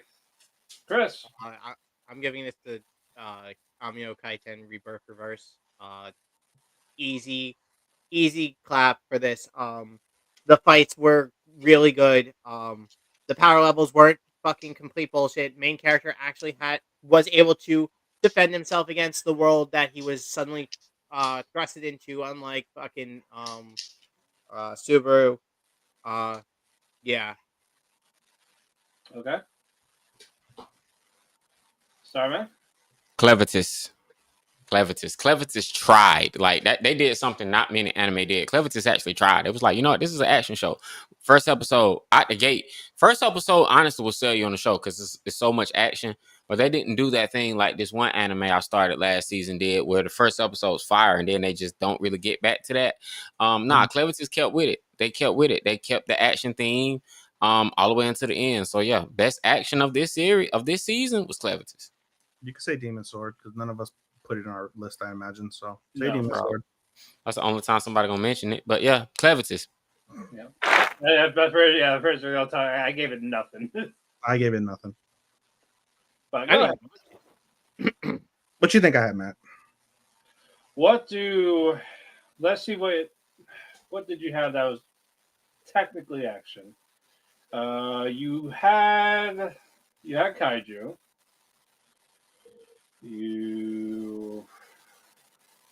Did you give it to Shield Hero? Fuck no. I was like, you had Shield Hero. You have Hotel Inhumans. Inhumans didn't feel like much action. Or Gotcha. One of those two. Nah, he gave it to Sakamoto Days. Cause that's the only answer that's not Clevitus. I don't watch Sakamoto Days, unfortunately. Oh, well, damn. He don't watch Sakamoto Days. I gave it to Kaiju. When we got action, the action was fucking great. Kaiju 8 versus Kaiju 9 was my leading contender for fight of the season for a long ass time until later on. Bro, you talking about the first? They literally had 3 episodes of action. First episode, second episode, last episode, and it was fire. Even the action for the with what's his face with Ichikawa.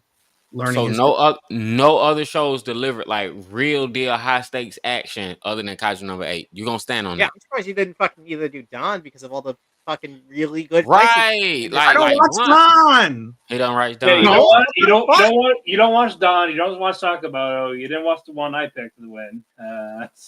No, I don't watch. It's nothing. It's not even like I don't want to watch them. I just they didn't hit me as something like I need. So I know how amazing they are and how like hype they are. I just doesn't hit. So I gave the Kaiju. Okay. Shield Hero. Shield Hero had, especially the final fight in Shield Hero for the final episode. It was one of the higher stakes battles you had, but just in terms of my enjoyment and my simplicity, I gave it the Kaiju. It's Okay. not one I particularly. I'm like, yay, because Kaiju for itself, it's not like yay, but when we got it, we got it. As a matter of fact, because I just said that, I'm demoting it on my 13. I'm putting it down. Good. Oh, you gotta Lower. do that. I'm putting it low. Mine, I did not pick it last season, so I'm going to do it here. To Be Hero X. Actually, I did it last season, so I couldn't pick it this season. I know you did. I saved it. I was rather all right. You know what? I'll give it to Windbreaker for now. I'm pretty sure Hero will go. And it did. So yeah, I am happy with it, especially the fights with X. When we finally get X, it is just so fucking good. I love all of it. Great action, great everything. We'll get to that later. That was my action anime. If the people have picked up, although I've not given an order, I've given a good I think over half, or if not the majority of my list. If people have who are listening, eventually when they do listen, yeah, I've given the majority of my list so far. Yeah, just not in order. All right, our last genre, the Depression Cake, best drama. I mean, this should be easy. Yeah, I think everyone, or maybe there's one or two stragglers who didn't pick fucking Taco P. I picked Taco P. Chris picked Taco P. Sean. I picked Taco P. Matt. I also picked Taco P. Taco P. All right, that's our second unanimous. All right, and it's once again Taco P. Easiest to forward. Yeah, we don't have to dive into So as soon as you guys finished episode 1, you're like, yeah, this is fucking all right, I think that's in terms of it was the most. It is the Depression Cake after episode 1, but in terms of the drama builds up honestly after episode 2 when fucking they killed this bitch with the camera. Yeah. What's next?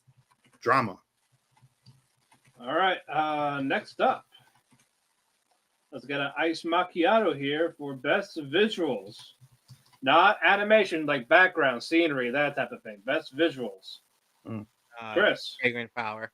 I enjoyed how everyone looked. I enjoyed the little fucking touches to when Rintaro or Karuko actually feel like they did the color fucking thing where they feel like, oh shit, there's a weird emotion here from I want to be next to this person. I really just enjoyed how everything looked. Okay. Star? I gave it to the same anime 3 years ago, and I'm gonna do it again. The Call of the Night season 2. Call of the Night, they didn't lean heavily on the visuals this season as much as they did, but they didn't slack up. I mean, they didn't do it as much, but they didn't just completely let it go. But it never lost its luster whenever you saw it. I love how every couple in the entire show gets a scene where they fly around the sky and the music plays. You get a soundtrack to Creepy Nuts in the background while they flying through the skies, and there's a million billion times more stars. And I really can't wait to see if the city really is purple at night. That seems kind of dope. I hope you see it. So yeah, definitely Call of the Night season 2. Okay. Even? I agree with both of those. I gave the Call of the Night for everything Sean said. Matt? Mine is Lord of the Mysteries. It was very beautiful to look at. Backgrounds, the aesthetic of the Bloodborne type with the background, old British, the dark settings. It was a nice little contrast of everything that they have done. So just everything that in terms of background and all that, what I said about music, it was also the art of it as well. They wasted no time to give the art direction of it the love it deserves. So that's why I give it to Lord of the Mysteries. You said Lord of the Mysteries is old British, so is it kind of like Jack the Ripper vibe? Yeah. Yeah. Okay. Just curious. So they got exactly that. Alrighty. Now on. Let's get some ramen. Best fights. I thought you were gonna go animation. I'm going. No, I- that's All right, always I know. Me and Chris picked the same show. I wonder if we picked the same fight. So I'm curious. I picked Okarun and Ira versus the fucking orchestral band or the fucking Evil in Eye. the music room. No, not Uh, Evil Eye. uh, the Oh, music when room. they're in the music room when they're fighting like Beethoven, Bach, Mozart, all of those. Oh, I almost picked that one actually. It's such a good fight, and That's a it's dope just fight. like, oh hey, we're teaching you how to actually fucking fight, so you can fight Evil Eye. It was so good. All right. That was my second choice. My first choice was Don to Don was Okarun versus the Evil Eye. Reason why I picked that one is the previous episode, the cliffhanger they leave off on where they both do the kick at the same time. They both do the same kick, and then it goes off, and it's like, okay, next time we're gonna re-read it. And they literally, as soon as the next episode came on, they picked it right where it left off. There was no nothing, and it just goes. And I think it's the scene where Okarun really figures out, man, I gotta beat you. And even though he gets back up and it wasn't enough, I think it was him jumping and punching through his stomach the whole time. Like he knew that was the only move he had to beat him. He just ran out of juice. So yeah, that fight was like the first time they fought because Okarun he went all out. He gave him everything he had. He went all out, and it just wasn't enough. And I like how they just got saved by Granny. Like it's like, bro, I love it. I love situations like that. Like you really, like, he went down to the wire and it was not enough. It really did feel like Vegeta versus Goku, and and Gohan just falling on Vegeta on some fluke shit. Like, damn, like, bro, you got saved. All right, Ethan, what do you got? I said Kaiju 8 versus Kaiju 9 was my leader for the majority of the season until Nazuna versus Anko happened toward the end of toward the end of Call of the Night. I think the reason why I gave that isn't because of like it isn't necessarily because of like the entire fight like as a whole, but I think the emotional background to the fight really told a deep story of these two best friends that due to a misunderstanding have come to this point where they gotta fucking just duke it out. And you have one person who's hell-bent on wanting to die and wanting to kill all the vampires, and you have the other one who not only wants to save her best friend in terms of like her life situations when she finally puts all of it together, but also the fact that she's fighting for a man that she's subliminally falling in love with Ko, because Ko at the end of the day is really the centerpiece around that, with everything else together really adding emphasis to it. And you have her and she doesn't want to kill her, she doesn't want to hurt her, but she's so enraged. This is the first time in the series you see a vampire at like its darkest, at their darkest, where they are just hell bent on fighting. And you have Anko, who's trained and killed plenty of vampires and is just beating Nazuna with just simple defense, simple evasion. And Nazuna got washed. Taunting her in the process, like, you think you're gonna beat me like that? You can't do that. And there's a sense of desperation involved in that fight. Shot her in the eye. It literally takes Ko busting through as Nazuna has found her resolve to fucking kill this woman that she loved herself in her own way individually. It takes Ko to stop them and put everything back center and into focus in order for there to be an angle into the next scene that's equally as pivotal for the plot, which we'll get into later. So I think in terms of the gravitas of that fight and the animation and the styling of it, easy to me fight of the season for me is that. Okay, I had quite a bit. I had Okaru and Ira against the Composers, Okaru versus Evil Eye. I had Klein and Dunn against the Dark Creator. I also had Loudly, Power, Ghostblade, and Big Johnny against Dice and Esol. But no, I went with X versus everyone in To Be Hero X with the finale. It's just I love the fight aspect of it. I love how X just easily handled them. Even the one that's supposed to be his weakness wasn't really a weakness. And even you got fucking Chris Sabat as the dog biting a man's dick. Hit it off.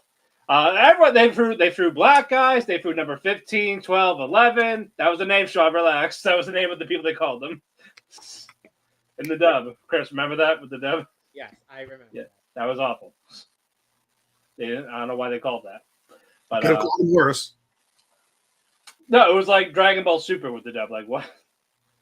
But no, it's just seeing more of X's power against everyone. How he can just handle all these people all at once, so just as one person, which is very easy. So yeah, just cool aspect of power. So that's why he gave us that. Next up, Angel Food Cake. Best protagonist. What? I'm surprised you didn't give it to the trailer fight. If we actually saw that instead of like 2 years ago, I would have. Because they didn't put it in the episode. It was just their concept trailer 2 years ago just to get ready for it. Yeah, and then they fucking threw it in as the last. Yeah, you always see him in the walls. In the walls. Yeah. All right, so Angel Food, that's best girl. Protagonist. Best protagonist. I'm going with Monica the Rock from Bochi the Witch. Bochi the Witch. Yeah, Bochi the Witch. Monica the Rock. She was such a like. He fucking got it. No, that's fine. It took me a couple seconds, and I'm like, oh yeah. Fucking Monica Norton went through such a growth during this fucking season, from just being meek and not wanting to fucking interact with anyone to just and focusing on numbers to actually being friends with the prince and making a ton of friends and speaking out against the boy who traumatized her like when she was younger. One of the men that traumatized her. Barney was right. It's Bernie. Bernie was right. Fuck that pleb. Yeah, fuck Bernie Sanders. Yeah, man. Bernie was right. Bernie Sanders. No. Bernie did nothing wrong. Well, neither did Griffith. So if we're gonna play that card. Jesus. All right, Star, what's your protagonist? All right, Alicia Glenfell from Clevitis. Alicia is such a fascinating character because she was a knight. She was one of the few. She was one of the like what 10, 13 knights that were sent to go and conquer Clevitis. Wasn't even told why she has to go conquer Clevitis. Only thing she was told was he's a dark beast. You got to go slay him. And she was the strongest one, but she was the most humble. All the other men talking smack. They up there checking her. Some are even like, like checking her out, like reducing her. You just like, girl, man, take off that armor and let me see what you can really do. I ain't worried about you with the sword. How about you play with this sword? Tight. Like that's really how they coming out. She got to deal with all the misogyny. She got to deal with but she's humble the whole time because she knows that she's the most powerful. She comes from the sword. Like her dad was a legendary sword master. Clevitis kills everybody. Like he don't spare nobody. Everybody gets killed. She's the only one to put up a fight. She even cuts his horn. But that Clevitis is so impressed by he is so impressed by her effort. He gives her dark ichor, which is his blood, which allows her to come back in a zombie state. But he's like, hey, I give you my dark ichor because I need some questions answered. Why did y'all come get me? She was like, man, I ain't finna tell you nothing. Like on some standing on honor real briefly. And he's like, don't make me hurt you. Like, so he does this little thing. And she's like, I have to tell him. I can't lie to him. So she tells him everything. And he's like, all right. Appreciate it. And now he's like, what you do with me? She said, well, look, you work for me now. You have to do what I say do. And she was like, I'm here to slay you. He's like, bitch, please. You ain't gonna do nothing. You can't do nothing. But do what I tell you to do. So he gives her body back. And now she's conflicted because when Clevitis sets his plan in motion, which is to raise the future king to be a puppet that But he also sets the rule that, hey, I'm going to raise this baby. Matter of fact, you're going to raise this baby. If the baby dies, I'm killing all of humanity. Just off rip. If he die, I'm giving up on all y'all. So protect that baby with your life. So on one hand, she's the entire series. She has to listen to Clevitis because she's bound by the honor of wanting to redeem herself as a hero. That not only is she no longer a hero, but she's a fallen hero who has to serve the very being she went to go and slay. Now she's slave to him, and she has to recognize that he is not the monster she thought he was. And maybe the king who sent her and her blind faith in the government is what kind of is messing everything up. So she has to look at the whole politics of the kingdom from the outside for the first time and really realize that being a hero is more than your duty. It's raising to the expectations of the people, protecting the people, doing what you think is right in the face of your duty. But anyway, man, she was a pro tag. She was a real hero, a real protagonist, and anytime she needed to step up to fight, to kill, she did it. She put her life. She was immortal, so she could put her pseudo life on the line. But every time she did, it was noble. She wanted to be noble again, and so she fought real hard to really like earn in her mind her value and nobility back of being a real hero. But to do it, she has to serve a dark lord, which is a conundrum in and of itself. Very perplexing. Ethan, you would love fucking Clevitis. You sold me on You Clevitis. would. I don't know when the fuck I'll ever watch it. I'm actually debating on watching this. I'm gonna put it on Do it. the watch list. What was that, Chris? Do it. All right. Right. All Yeah, right. at least they're Glenfell. All right, what you got? Do it before season 2. Oh, there's Oh, a yeah. season. Okay, I'm gonna We can do that. type that in right now. Or is it Crunchyroll? Yeah. Yes. Oh, cool. I can Dub binge and sub. How you spell? it. Yeah, I can binge it on a day off. CLEVATSS. Yeah, VATESS. Clevitis. But what's your protagonist while you do this evening?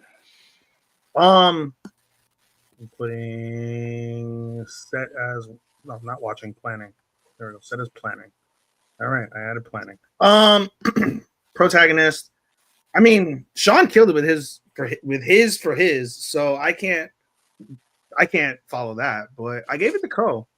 Okay. I was struggling a lot in terms of trying to come up with a pro tag. Monica was an option, but I never really loved Monica the way that Chris described it. It makes total sense. I'm not gonna, go against Chris, but I never loved her the way like he's describing. And then nobody else really kind of stood out. What's her face? There was Wagari might have stood out, but in the end, I think I gave it to and forget fucking Takapi. I hated everybody on that show except for the brother. I think I gave it to Ko just because of the fact that at the end of the day, like he is the fulcrum to, in essence, kind of saving vampire kind. Even though like at the season finale, they're like that was her plan. That wouldn't have fucking worked. But still, in general, like he is a fulcrum to that vampire universe and is a leading figure in terms of like helping them realize things, being supportive. Especially helping Nazuna with trying to figure out her past and being there for the other vampires as well. Being able to fundamentally change Anko as a whole, and literally like giving up his life damn near by getting accidentally shot to fucking ensure that she doesn't kill herself because he was adamant about not having anybody die or be hurt through this entire process more than what the fuck they've already have been. So I thought that was really noble in and of itself. So I think Ko deserves that from me. Mine was also Monica from Secrets of the Silent Witch. Yeah, she's definitely grown. I was rooting for her. And Chris more or less just said it best with everything describing her of why I like Monica. So yeah, that's why for me it is Monica for the protagonist side of it. But now that we got that one out of the way, let us do Devil Food Cake Best Antagonist. When this came, when like we were like, okay, what am I gonna fucking do? When early on in the season, I was like, man, you know who's a good fucking antagonist? Every single fucking adult except Takopi's mom in Takopi. those are some really good fucking failures of society. But then I was like, okay, that's too fucking broad. I'm just gonna do Sukumiya-san from Kaiten, Amio Kaiten Rebirth Reverse. Uh, I'm not gonna go like fuck. I already fucking spoiled it. Her fucking twist at like her like fucking backstab at like in the middle of the like 8 episodes in was fucking out of nowhere and fucking glorious. Oh man, uh, I just loved it all, and turns out like she's behind fucking everything. It's like man, yeah, she's fucking great, and she's not even like bad antagonist where she's just fucking crazy. She's actually pretty sympathetic because her life was shitty on the moon in the future.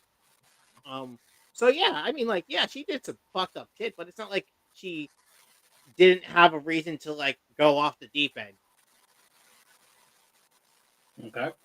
Starman? All right. I've been waiting for this. Oh, what if I were gonna make a name for myself? All right. Best antagonist was nobody other than Stanley. Oh my Yes. god. I picked Stanley too. I picked Stanley- Stanley too. Bro, Stanley was the villain. There was no better villain than Stanley. Because see, here's the thing about it. Stanley was like, pardon me, I don't want to get too political here. Stanley was an American white male with a gun, and that is the most threatening thing in this whole country. I said what I said. Stanley was straight up, I'm gonna kill you when I see you. All he had was guns. These were Japanese children and kids. And sorry for Dr. Stone spoilers. Stanley didn't care. Like, they can sum it up as an act of war, but Stanley, he was the definition of smoke. It was on sight. Stanley straight up, like, he straight up, like, he hit It was on site for the Japanese kids. He hit Stanley, man. Stanley hit Senku and everybody, like, he straight up, He blew up, everybody. Like, bro. He blew up Taiji with a grenade. He hit everybody with a Utah special. Nasty. Nasty. Nasty. It was nasty word. Lord. Nasty word. No. Like, oh my god. Nobody can come back from that. Like, it was insane. No. It was insane. Sorry to shun the editor. Not the Utah special. Well, we got seven. We got 7 more awards. Next. All right, next. Jesus. Oh yeah, no. I got mine. You have anything to add for Stanley? No. All right, you ain't topping that, right? No, you out. Bail. Tap. Mine is just the parents in Taco P. Because how just freaking realistic it is with the abuse, all the different types, whether it's emotional neglect, physical, psychological. They covered all of those things. What? Abandonment. Yeah, all of that. Yeah. They literally only didn't touch the sexual abuse. That was the only thing that show did not touch. For the better. If they were like 13 or 14, I could see them doing it if they wanted to do that. But the fact they were like 10, probably not. Yeah. That's the one line.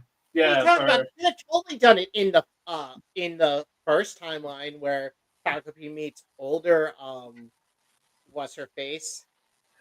Marina? Yeah, I mean, if they did that, sure. If the father was still around, probably, but he really wasn't.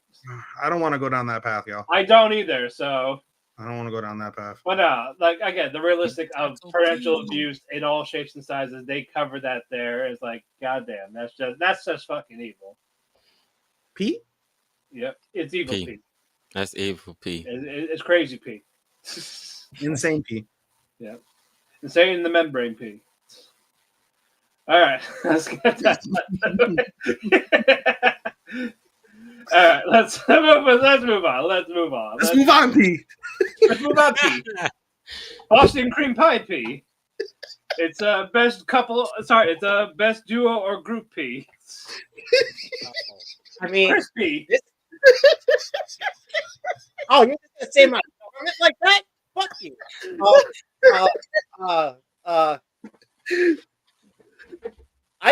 Come on, P. This doesn't have a fucking name, so I just called them the funniest fucking thing I can think of. I don't know, P. Tell us, P. Paranormal Ball Busters from Don to Don. You picked Don to Don P. Yeah, I picked the Paranormal Ball Busters P from Don to Don P. I fucking love their dynamic as a group, even though like half of them we got now aliens, we got fucking a fucking mecha fanboy. The group just like has a good chemistry together. Okay, P. What's the award, P? Duo or group P? Yeah, best group of duo. Oh man, since like for this particular award, I know like historically we would go with a duo, so you pick two people. And like off top, I was like Penny and Stockton. That's easy. That's the duo. But I want to think like deeper on this. And it's like I really want to give it like as far as a group, I really want to give it to the Kingdom of Science. Like I really want. Sean, we are on give the same level tonight. They put their lives on the line. Like, yes, P. Everybody just knew like we're not gonna get like well, we got to put our hopes in one person. Suika, you're gonna have to carry this home, but everybody knew it's like, yeah, bro, we probably getting shot. Like Stanley showing up with guns, we probably getting shot, and they were just like, and it's not even just that group; it's the people back in America too. Yeah, it's just like it's not one crack. Everybody, every like the group Kingdom of Science back in America was just like in there, like they went and they attacked and they got shot point blank range. I still don't like they jumped on grenades, they did whatever they had to for this mission. And it's like that kind of sacrifice just it was all for one to the max. Yeah, man. All for one. And the one not being Senku. The one was Suika when it was all said and done. Yeah, bro. Like you survive a mass shooting, bro, and you know it's coming, and you do what you got to do. Utah special. Yeah, man. Brother. Sorry, Sean. I'm sorry. Hey, at least when I made my joke about Muzan like last year, I saved that for the group chat and not said it out loud. Listen, the two darkest men on this podcast are just talking the truth. I couldn't. No. For the sake of the show, I couldn't name drop for the particular sake of the show because that would have just that was too easy. That was low hanging fruit, and I was just like, I'm not gonna do that because I'm not gonna flame the show. I wanted to be flavorful. What would Dave Chappelle do? And I feel like he would, or go to Saudi Arabia. Yeah, Yes. So that's what he would do. Bro, I'm curious, Sean. I'm curious. There's going to be an award that comes up if we give the same, since we're on this same vibe right now. So I'm curious. That award. We'll see. We'll see. Go ahead, Matt. I have nothing further to add. Pete. The Chidori High students from Fragrant Flower. So Rintaro, Saku, Shohei, and Ayato. I love them together. Good chemistry. None of the characters felt like a waste. They're all on equal footing in terms of development, the growth, this connection with all the friends. Because I can't give the three friends support an actor because it's just one. So you're fucking calling me out, you dick. Yes, I wanted to do that. They were such good boys. And that's why I said like they're a group. You can put it there. That's what I did. Yeah, I was gonna tell that. To Sean. He's like traditionally I think of a duo, and I was like, I actually traditionally never go with duo. Because it originally was duo. They're like, what? The groups are back, and so that's why we have them together just in case. Yeah. All right. Now the wedding cake. Best couple or ship. Oh, I can't wait for this. Chris, tell us why it's Karuko and fucking. Yeah, P. Because they're so fucking cute together. That's why it's they're fucking adorable together. It is Rintaro and Wagari. I know, and I knew you were gonna give this. So that's why I was like, so please tell us. it's because they're just really fucking cute together. Like, the whole last episode, like, fully cemented it for me, even though that was like 10 years far ahead. But they're just like the commitment Naruto puts into spoiler, and the way that like Rentaro was like hesitant and was protective of Wagari in the beginning due to like the bad blood between uh Midori and Kikyo. It's just they're fucking made for each other, Okay. despite the bad blood between their schools. Fair. Star. All right. For best couple, man, I went with Nazuna and Ko. I felt like Nazuna and Ko, like their whole relationship was just really predicated on eventually him turning. And I guess that kind of sort of did kind of happen in the moment, but it was always he was unsure about his feelings, how he didn't know what love was. He couldn't define it. And I think I think if he would have had a love before, a crush before, he would have known. But his ignorance to what love was, I think is the only reason why he really didn't turn. But despite that, like the way that they would like their PDA this season kind of what did it for me. Like just randomly she kissed him. Like they kiss each other in the hospital before he went into the thing. Before he went into the school on the last episode, and they kissed. Like she would just kiss him. She kissed him in front of everybody to prove a point. Then at the end, she was like, "Nah, I'm actually taking this relationship serious. I'm not finna kiss him just to get y'all riled up. We finna just go." And she ride on his back. She would like there were a couple they would hold hands like they were a legit. They made it without the cheesy "I love you."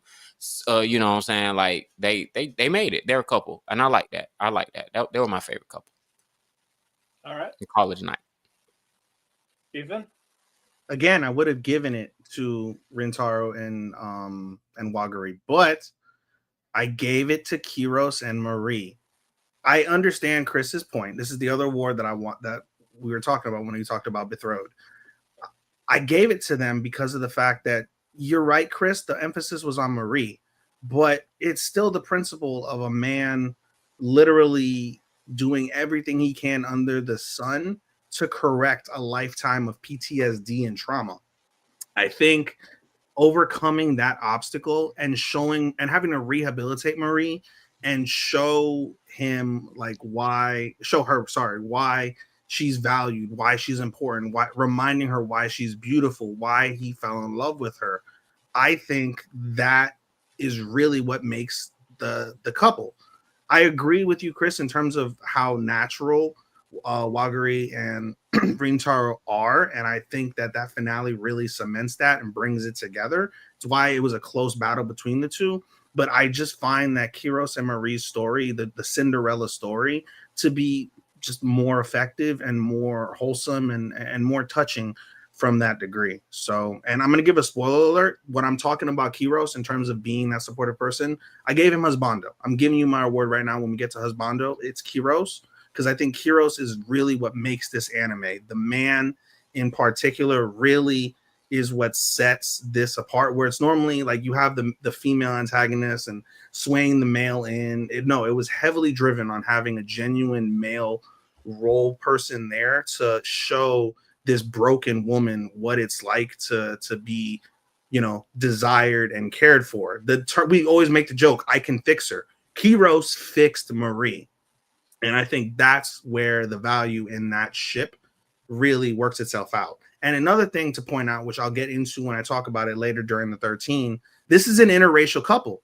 Kiros is presented as a dark-skinned, Indian-looking fellow who speaks a different language and comes from a different country compared to the white, red-headed woman. So the fact that they're an interracial couple, and then there's issues amongst that situation as well that are very underlying. Again, I'll talk about that later. I think also speaks volumes to the principle of having a Japanese anime presents a valid, loving, legitimate interracial couple. So I think it just means more holistically having Kiros and Marie be the couple of the season over a Rintaro and Wagari, despite the fact that they are the cuter couple. That's Flavor Flower couple, right? Yes. Yeah. Gotcha. Oh wait, my couple of the season? No, that's betrothed to my sister's ex. Betrothed. Yeah, I figured as much. Yes. Mine is not Rintaro Raguri. I had to give this one. This was since spring that's been building up from enemies. Man, don't to you dare! I friends, already know what you're finna to say. lovers. Anne and Gilbert from Anne And again, Shirley. like, I knew you was gonna say that. I just knew that's who you was gonna pick. I missed the shows. Did they get together finally? Yes, they kissed in the finale. Oh, thank you. She rejected Roy. I'm like, yes. Man, I literally was gonna hit you up when I watched the last episode. I had to watch in Japanese, and it was because I loved the dub so much, but it was still good. But her confession of it to herself. Continue, Matt. That was I see why you picked him because I almost picked him too. No, there's the realization of those feelings, like she's been holding them off because she doesn't know. She has her like generic, shallow of what a Prince Charming is type of thing. Yeah, it was like right in front of her the entire fucking time, but she was too blind to see it. And then she only realized it when he was about to die. But he didn't die, thankfully. It's like her prayers have been answered. You know, the fucking Sky Daddy gay shit. But hey, answer. No, the confession was great. The kiss, the background of it, that was all just beautiful, nicely done. From as a development fan, I had to give it to them. So it's Anne and Gilbert. And Shirley, baby. All right, now banana cake, waifu.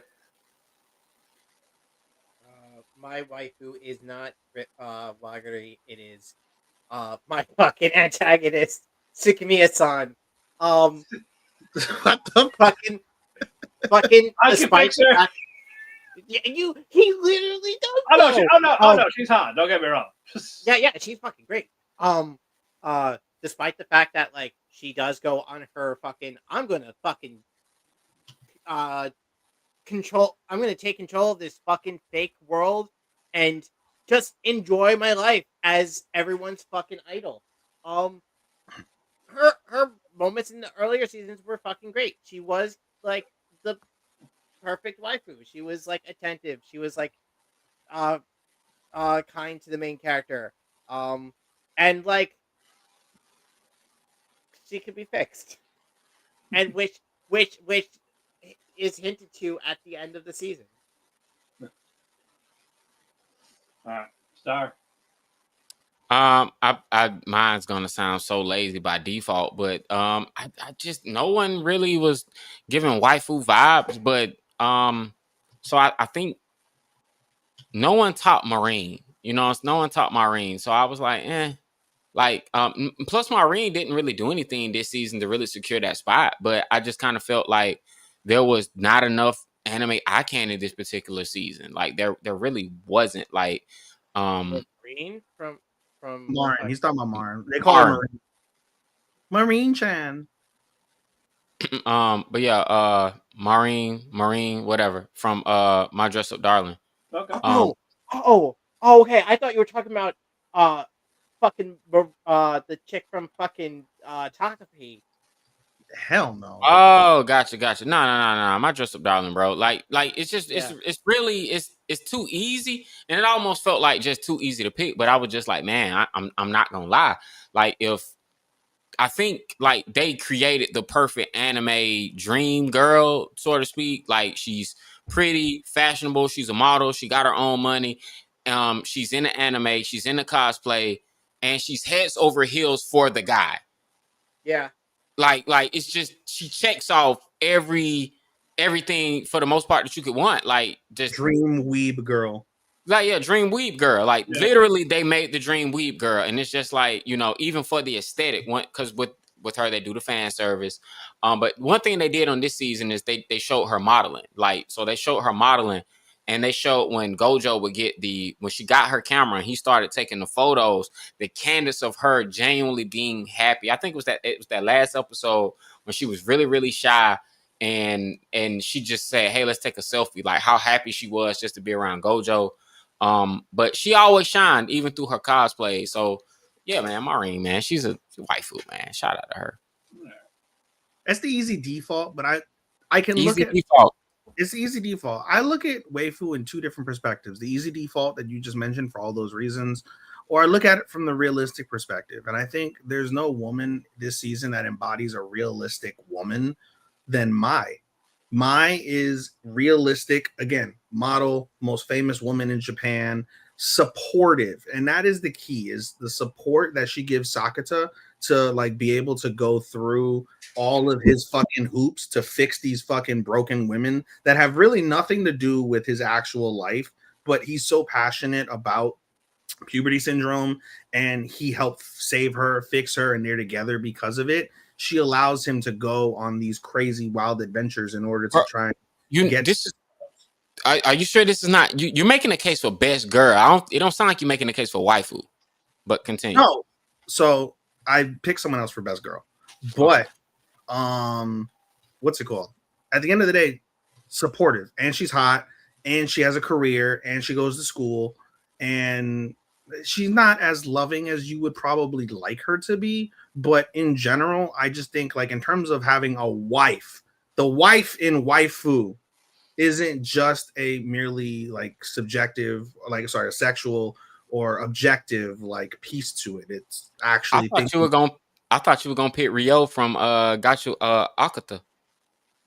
she's cute, but I looked at it objectively. I looked at this Okay. actually. I looked at this category actually objectively. To your point earlier, because there was no woman that screamed fucking waifu to me, so I didn't want to go with the default pick as I've done through a few of these episodes. I didn't go with Takapi just because it was the easy default. I went with something that I can objectively kind of point to and kind of give a different spin on.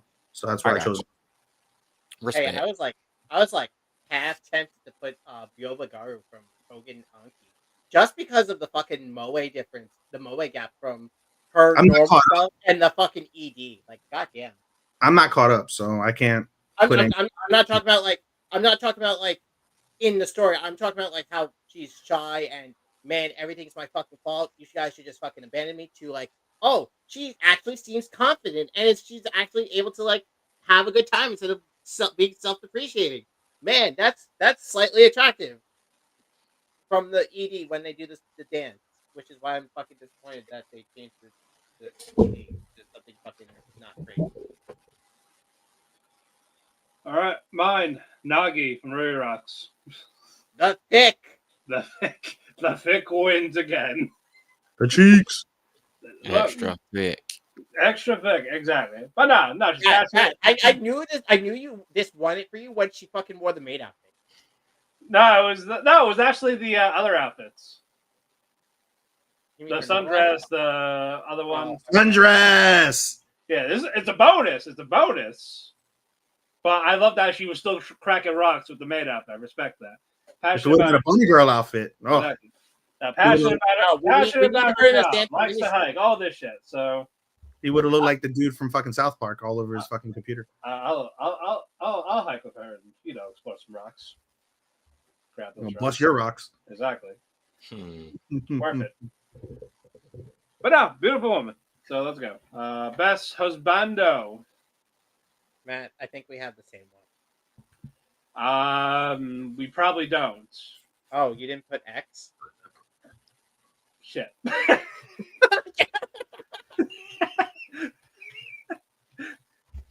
Wait, did you or did You you can not? change it, Matt. You haven't announced it. Do you want to change it?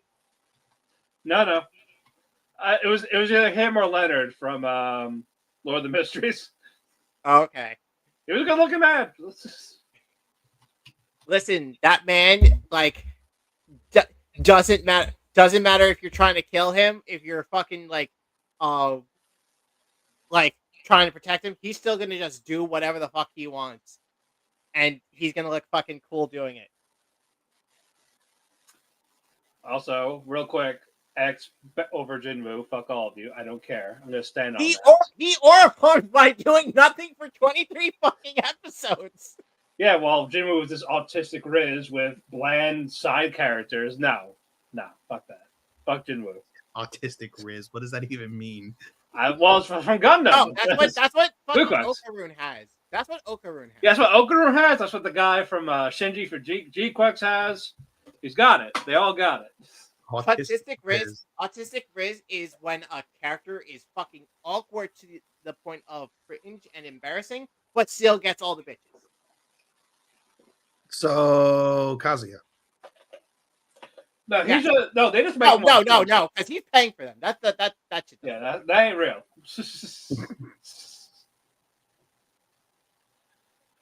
Okay, fine. That was mine. Yes. All right. Starman, go. I already got yours, Ethan. So it's just basically Starman. All right. best husbando. I would say it was Gilbert Blythe.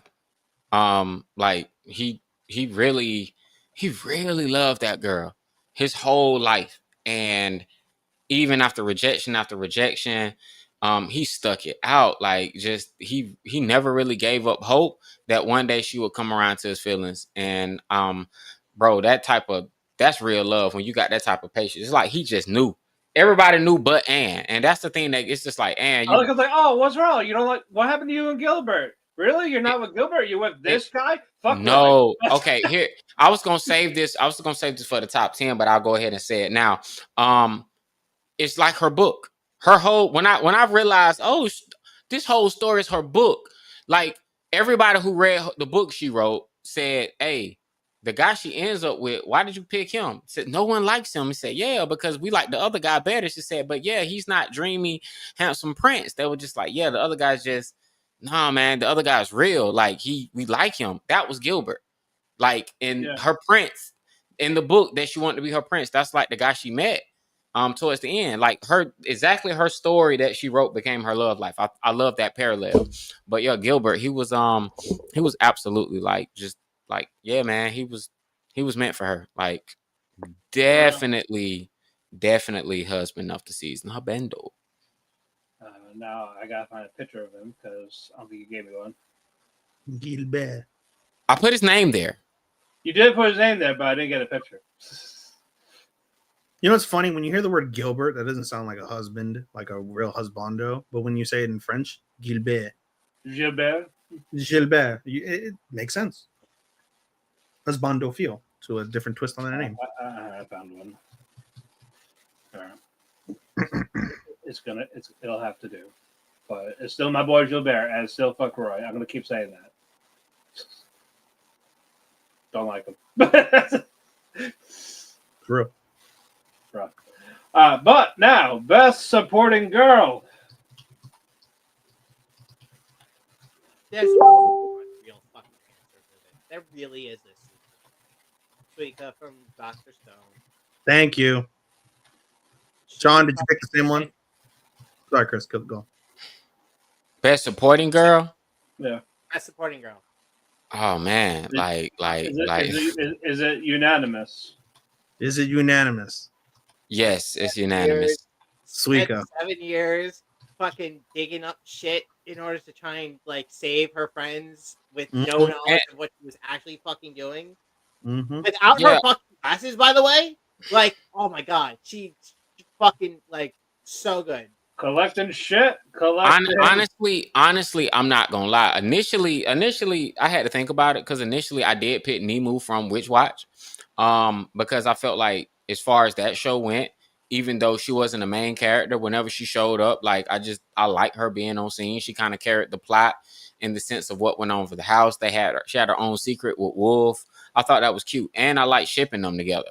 Suika, from a technical standpoint of really support, like her case was made in the last 2 episodes. Like literally her case was made because the only reason things got as bad as they did was because of her. She dropped the ball. She was the reason that Alphonse had to give herself up. She was the reason that like their enemies that eventually came to shoot them, she saved their life. And I thought for sure that person who life she saved at some point was going to be like, hey y'all, we can't do this. This ain't right. I thought they were going to intervene. No, they still shot.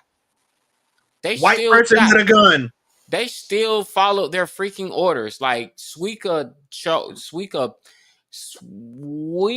really, like, even I don't know, man. Suika, she redeemed herself. I felt like, and I'm glad she did. I'm glad she had an opportunity to redeem herself, and I'm glad they had faith in her, and she was determined to redeem them. So yeah, absolutely, Suika. So yeah, Suika, it's best supporting girl, and the glow up. Yeah. Bro, I'm not gonna go there. Yeah, we're not. We're not doing that. I'm not doing that. All right, moving on. Supporting boy, Chris. Supporting boy, I have Usami from Fragrant Flower. Okay. Since I couldn't pick all fucking three of the boys, I picked him because uh, while in the beginning he was a more delinquent type towards the girl, but as soon as he learned, like, oh hey, maybe things aren't so black and white as we thought, and stalks them, and then goes and helps them with shenanigans. He proves to be like a comfort for Rintaro, like for him to not like worry about everything so much, and as is the one who helps Rintaro like learn that he doesn't have to deal with any of his issues on his own. Isn't that Natsukawa? No, The redhead. I know. The I would have picked personally Natsukawa out of the bunch, but okay. Natsukawa is more awkward, and he doesn't know like the right words. I probably would have picked Ayato or Shohei if I'd have picked. I would have loved to pick fucking Ayato too because of his fucking like the moment he has. But like it did something for me. Okay. Regardless, any of those picks are solid. I didn't pick any of them though. Right. Start good. All right. Best supporting boy is Shin Asakura from Sakamoto Days. Yeah, Shin. Season 1 was about Sakamoto. Season 2 was about Shin. Shin leveled up when he learned his new psychic ability. He timed in. He put his life on the line. I think it was when they went off on the training arc, when they went off to go to the school to get recruited. He showed up. He beat everybody. And that last final fight, where I hated that Sakamoto had to save him on that last fight. I tell you, bro, I wanted Shin to pull that fight off, and That he would didn't. that would have been nice. They stole that from him, but he gave it all he had. And Sakamoto came and did what Sakamoto does, which is Goku to come and save the day. But Shin fought valiantly the entire season. Shin stepped up. I didn't even notice it until he fought the fangirl, when he did you even cracked your shoulder like Sakamoto. I was like, he does. He really does. So yeah, man, Shin from Sakamoto Days, he stepped up season 2. He stepped up. He carried it. I agree. Chris, I picked a character that only you would know because this is a show that you and I shared. I picked you from Mikadono's. From Mikadono's Sisters. Yeah, he's a good supporting boy. I picked you.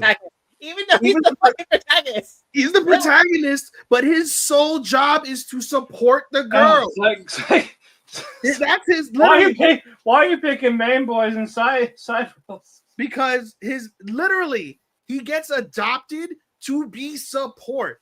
The father is like, I literally adopted you so you can support my daughters be great. You will do whatever they need in order for them to succeed. And he does the cooking, the cleaning, the laundry, the like emotional, like taking care of them and things. And in the process, all three of them do fall in love with him because of his supporting nature. You, as you learn in the story, only wants to be loved. He wants a family.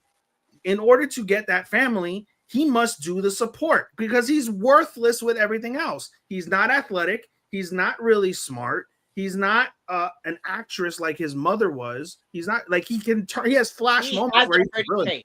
That's all he is. He's a pretty face. He's got the Riz face. He's got Riz face. Also, let me add one more layer of defense to why you picked the main character as a support.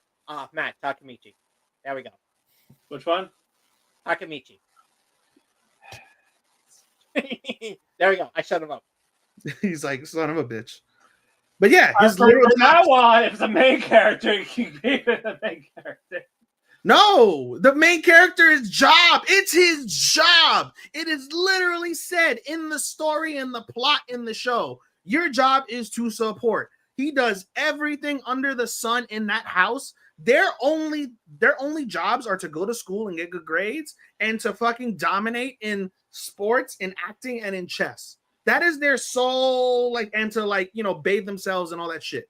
It's the most simplest of tasks. You does everything else. And you see it early on because when you first gets in the house, it's a disaster. Dirty dishes, dirty clothes, no coordination, no nothing. It's just a disgusting mansion that they're in. And you comes in and fucking just is like the perfect maid, does all the support, and they're all blown away. They're like, wow, you actually are good at something. You're good at being support, which is what he's supposed to do. Therefore, supporting boy. He's the best supporting boy.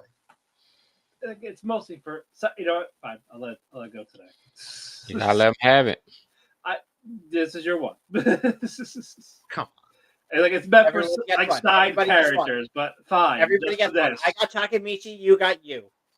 Matt and Yeah, Starman. everyone gets one. I feel like this isn't the first time I picked the main character for support. You did Chanjiro, and that was fucking stupid. But it made sense. You're not doing that again. Yeah, picking a main character to be supporting, like I don't care about support. It's just like you can't have the most screen time. Your screen time has to be limited to certain roles of, like, you got to make your presence known because you don't have a lot of screen time. I mean, I would have then picked one of the fucking one of the flower boys from Fragrant Flower, because no one else, I actually, you know what? I have one other person I would have probably might have selected, and that's what's his face, the redheaded guy from Because it sounds like you made a case for best boy with how you described him. That's what I'm saying. That's how I felt. But you know, I ain't seen the show. But it did sound like, well, okay. No, I already made my case for best boy for someone else, but Wait, none of who the are you rest. going to pick as Well, speaking your of- alternate? What happened? What now? Who are you going to pick as your alternate? Ikaru, or whatever his name is, the redheaded guy who supports Ichikawa from Kaiju 8. Otherwise, Ichikawa died. He All would right, have bro. died. Next. You're not picking somebody who did one thing in one episode of. He's a side character that he made an impact with his only screen time. Bro. Next, bro. What's the next cake, bro? 'Cause I I didn't pick you. You fucking Taiju jumping on the grenade support. Oh No, he's Nero trying in from, this one Nero moment. from He Silent jumped Witch. on a grenade. Support Nero, damn it. Oh, yeah, that's a good one. Good cat, yes. That lands off my woman. And I quit. It's off my woman. He will do. He's her familiar, but he'll do anything he can to help her out, even if it means embarrassing her or go, "Hey, that's my girl, bitch." Just make it a try. Are you talking about the cat from Silent Witch? Yes, he is talking talking about the cat. He's a good one. He's a good cat. Good And you pussy. can pet that one. You can pet that one without fucking turning You into can pet a the cat. pussy. Actually, no, it'll still bite. You get petted. Matt, you can feel its toe beans. I can feel the toe beans on that one. Yes. Okay, this is getting weird with the cat. Let's.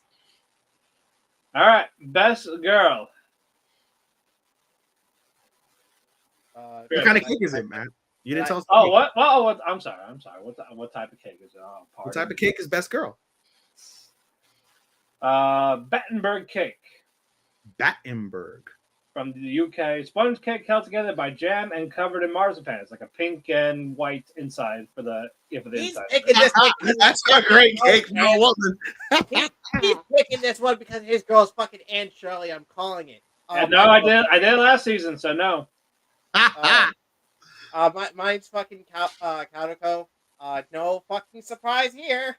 I am with Chris. I picked Wagaritu. I gave it to you, Chris. I gave it to Wagari. Who's Good. Wagari? From Fragrant Flower. From Oh, Flagrant gotcha. Flower. You don't want to make any more points, Chris?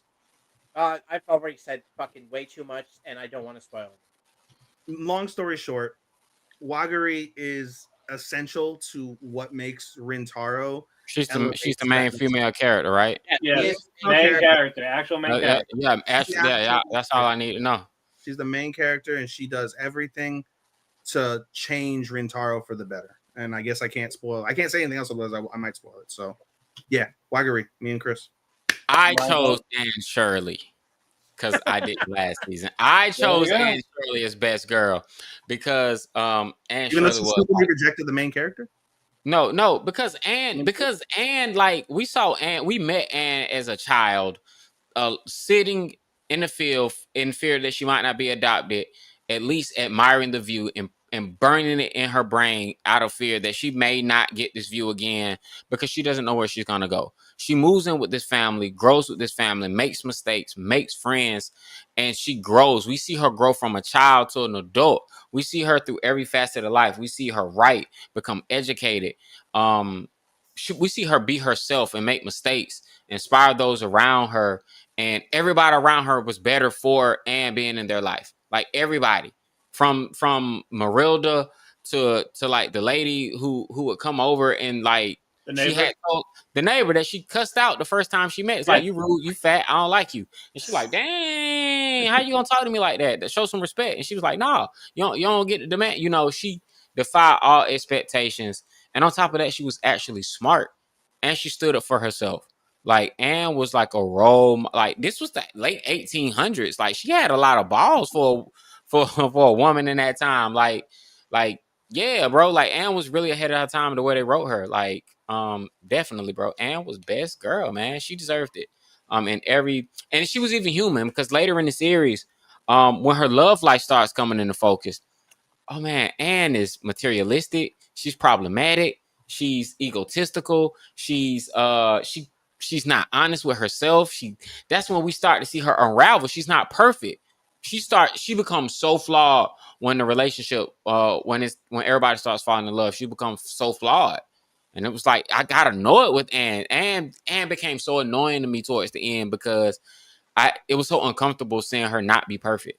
And I think that's what makes you truly like a good person, when you can just well-rounded. She was the most well-rounded, well-written character, and it was based on the book, so they were cheating. But Anne was probably the most well-rounded female character I've seen in a really long time that I can remember.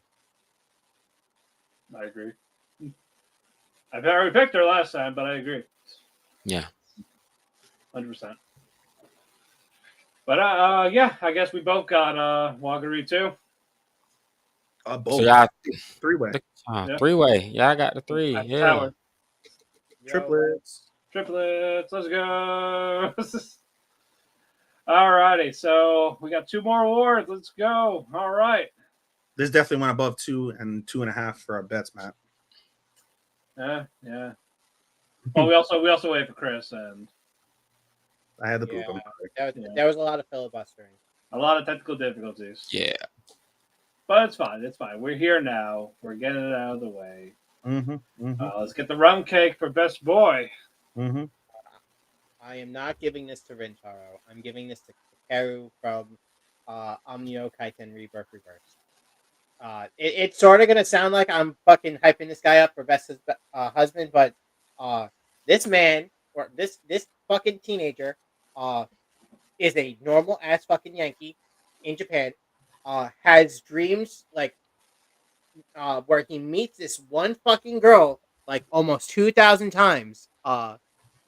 One fucking day he just like accidentally drives his bike off a fucking cliff and gets sent to an alternate world where he meets this girl he swore he would like protect every time he saw her in the dream, and immediately just does whatever he can. He doesn't care about the new situation. He just fucking gets involved, and like the way it ends where he like keeps his promise to keep her safe is just really fucking great. I enjoyed this guy as a character. Okay. All right. Let me see.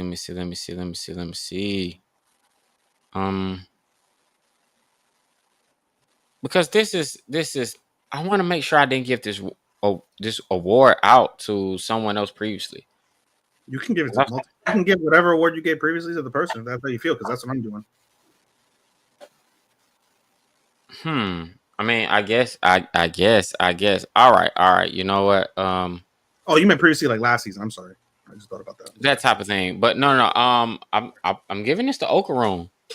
I'm giving Okaroon best boy because man, Okaroon was like, he was more of the same, and he didn't do anything in particularly special until the Beethoven episode when they had to Well, he was like, "Nah, I'm gonna level up." He literally was like went from being like, "Though the evil eye kicked my ass. That can't happen again. Like I have to get stronger." And I'm like, "Okay, yeah, here we go. He's gonna get stronger in about 2-3 seasons." No, bro. Next episode, he Mentai style. He gets stronger, so stronger that he checks the evil eye and be like, "Hey, bro." Like, hey, we're gonna fight. Like, Like, I bro, we're gonna picked fight him. once a week. He was like, bro, I already won. You can't beat me. Nah, you can't beat me. Like, dang, bro, he checked him. Everybody looking around like, bro, this man was the biggest threat. You went and fought like musicians, like came back, and now you like you he held everybody down with that. He took so much weight out of everybody else's shoulder by doing that. And I felt like that act alone earned him best boy. Because when they fight, he went to task, built the ass on the evil eye. Evil eye's like jacked, ripped. And man, he told the evil eye with the same move. The same move, like, bro, I'm a hunch down and I'm gonna uppercut you with both hands in your stomach. But when he started kicking him and he started flying real far back, like, oh bro, you're on a different level. So yeah, man, Okaron, he leveled up. He leveled up, and I'm proud of him. Very good. Ethan? I gave it to Kiros. And one more point I wanted to make in terms of why I gave Kiros best boy, besides being the man that fixed the broken girl, is I wanted to touch a little bit more, I guess, going more in depth compared to where I put it in my 10, but more in depth in terms of the racial aspect of it. Kiros, again, coming from that Indian, like dark skinned, like, I guess, area of society, he in his mansion employs multitudes of people, and all of them come from different backgrounds, different nationalities, they're different colors, and everyone in that house is very in unison. They all understand Kiros is the master, but they all work together, and Kiros doesn't discriminate. Kiros doesn't look at anybody as well, with any sort of indifference because of like their race, creed, whatever the case may be. And so I felt that was also very commendable in regards to Kiros. But everything in terms of best boy just really boils down to what he did to save Marie and give her that love and affection and care and fix her trauma, and her PTSD, and really show out and really support her, and even allows her to kind of handle the situation with her family as well, which I'll get into when I get into where it is in the 13. But Kiros was easy husbando. He was easy half of the best couple, and to me, he's the easiest best boy that I could pick this season. Okay. Mine is Rintaro from Fragrant Flower. Love this character. Went from like this, thinking that people were afraid of him. Turns out they're really not. He has to actually come out of that shell a little bit, slowly but surely, while figuring out his own feelings. Open up to his friends, his mom, his dad, like everyone that he interacted with, he grew more with every episode. So that's why I had to give Rintaro best boy from the Fragrant Flower. All right, our final award, the Cheesecake Best Animation. Chris. Matt. What? Mysteries. What? Lord of Mysteries. Okay, awesome. Fucking Love it. looks so fucking fluid, and those fucking Chinese guys really know what they're fucking doing when it comes to animating. And probably I gave it to Hero X last year, last year, so I couldn't have given it again. So we're like, fuck, everything was fucking so good, and like the way it moved, all the like mystical bullshit, the fucking creepy body parts, the mist, Yeah, so fucking good. good. And that makes me happy. Starman. All right. Best animation, I gave to New Panty and Stocking. I gave it New Panty and Stocking off of the strength of it looks like nothing else. It looks different. It's a different type of anime style. It's a blend of like composite, real 2D 3D animation, 2D animation, CGI props.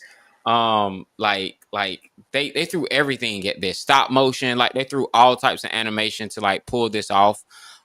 They brightened up and refined everything from the original panty and stocking, and just a little bit of that trigger fun that you just love and enjoy. But it's anybody else who sees it, like, it probably won't stack up in any major awards. What I mean by that is, like, I don't think any major contenders as far as like the people may agree with it, but it means something to me. Panty and stocking is very unique in its animation style, and I think it stands out. It's so non-traditional.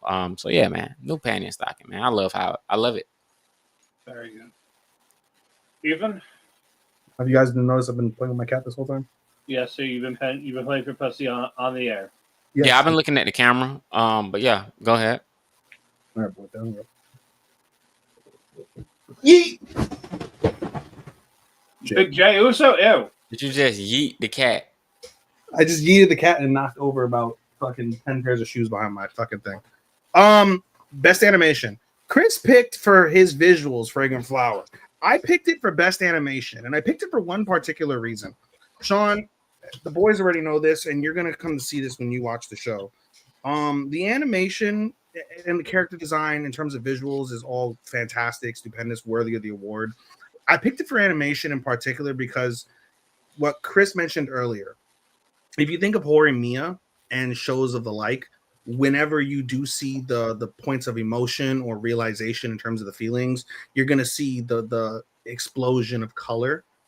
So you'll see that piece, and that's one aspect of the animation that I love. But B in particular, pay attention to the animation as it relates to their eyes. Eyes. I knew he was gonna say the eyes. Facial expression and Yuri. You don't get that much in my Yuri when I talk. I don't get it. But in any case, eye animation and the gravity of that as it relates to the scene and the emotion the scene is trying to invoke is really, really, really, really good and is really touching. And that's all I can really tell you without spoiling anything else. All right. All right. Mine. This is the only time it will ever be mentioned on the awards. Kaiju 8? No. Fuck no. Get out of here. Best animation. Get out. Shield No. Hero? No. City of the animation. Oh. But despite the issues with the show, it's animated really fucking well. Love the colors of it. Very expressive, very fluid. They did that's one of the few things they did a great job at. So I have to give it credit where credit is due. Oh, what fucking happened? What? You didn't know what fucking happened in the last episode? Did we talk about it with them? We talked about it. We didn't talk about it with them. So imagine you're watching an English stuff, right? Right? You know the characters, you know the voices, and then like halfway through it just switches to Japanese and doesn't fucking turn back. What? Yes. What? Yeah. Yeah. So they budgeted for literally half a finale in English. It's my reasoning is Amazon Prime was like, man, they have a lot of fucking Japanese singing in the last fucking half of this. Let's just leave the Japanese singing in because who wants to hear fucking English people sing Japanese songs? I do. Japanese songs. I'm so glad that's not a thing anymore. They'll come back. The Great Pretender opened their anime like that in the first season. They opened up with the first episode. It was in Japanese and English. I thought that was pretty brilliant. And then they jumped into the dub fully, but they were kind of like, oh yeah, well hold on, I thought that was dope. In the dub, at least, because I did watch it. I watched it in sub, and I watched a few episodes actually of Pretender and dub. Even though I preferred the sub, I didn't hate the dub and Pretender, but at least in the dub, even in the sub, they alternate the languages depending on where they're at, which and it's very versatile and speaks to like the range of the they're Japanese, English, French. Yeah, they did that really well. But I didn't see I gotta check out City, I guess.